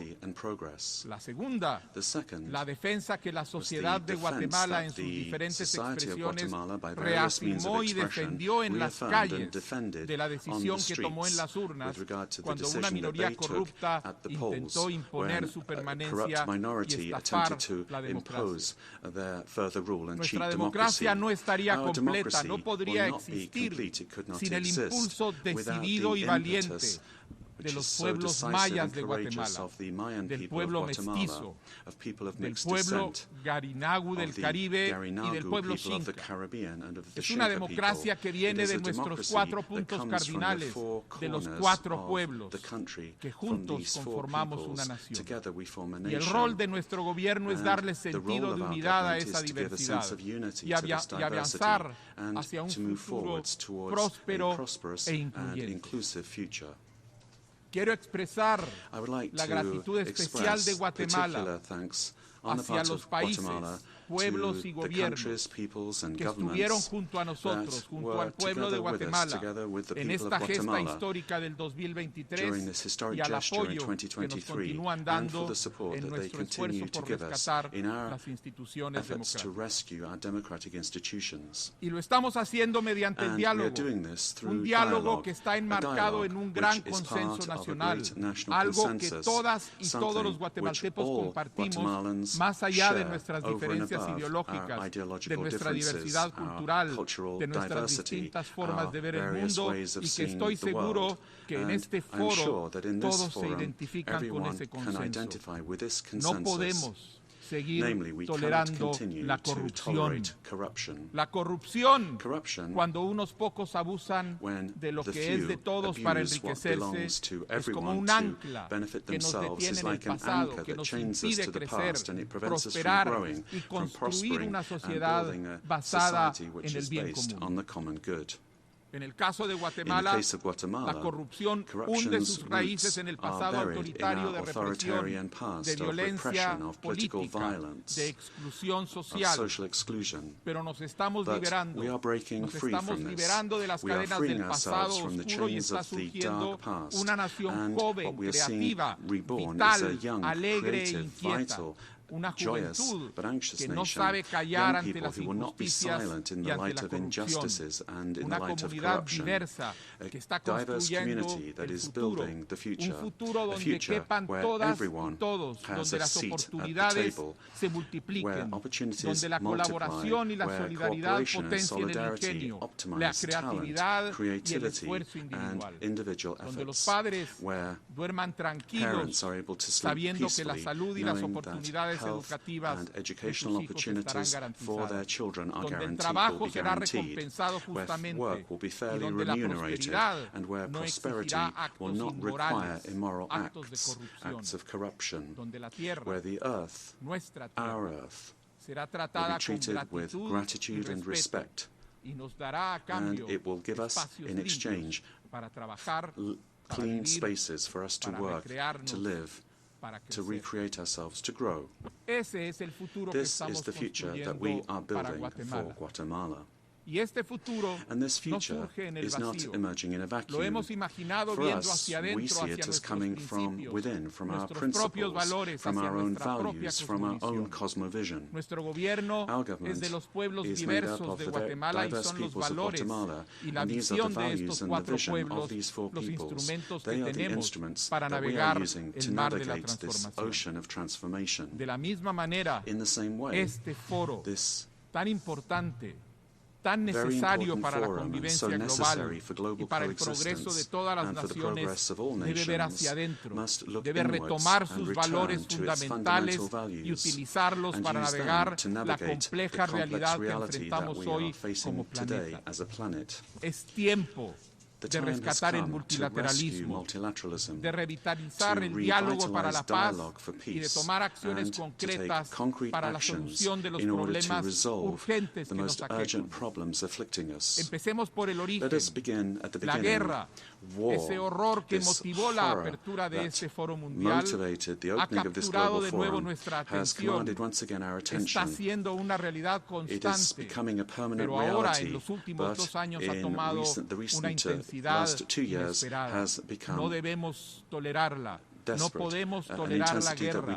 No debemos ignorar los conflictos internacionales que afectan la paz y la seguridad de todos. No debemos abandonar la esperanza de un mundo sin guerra, de un futuro en paz.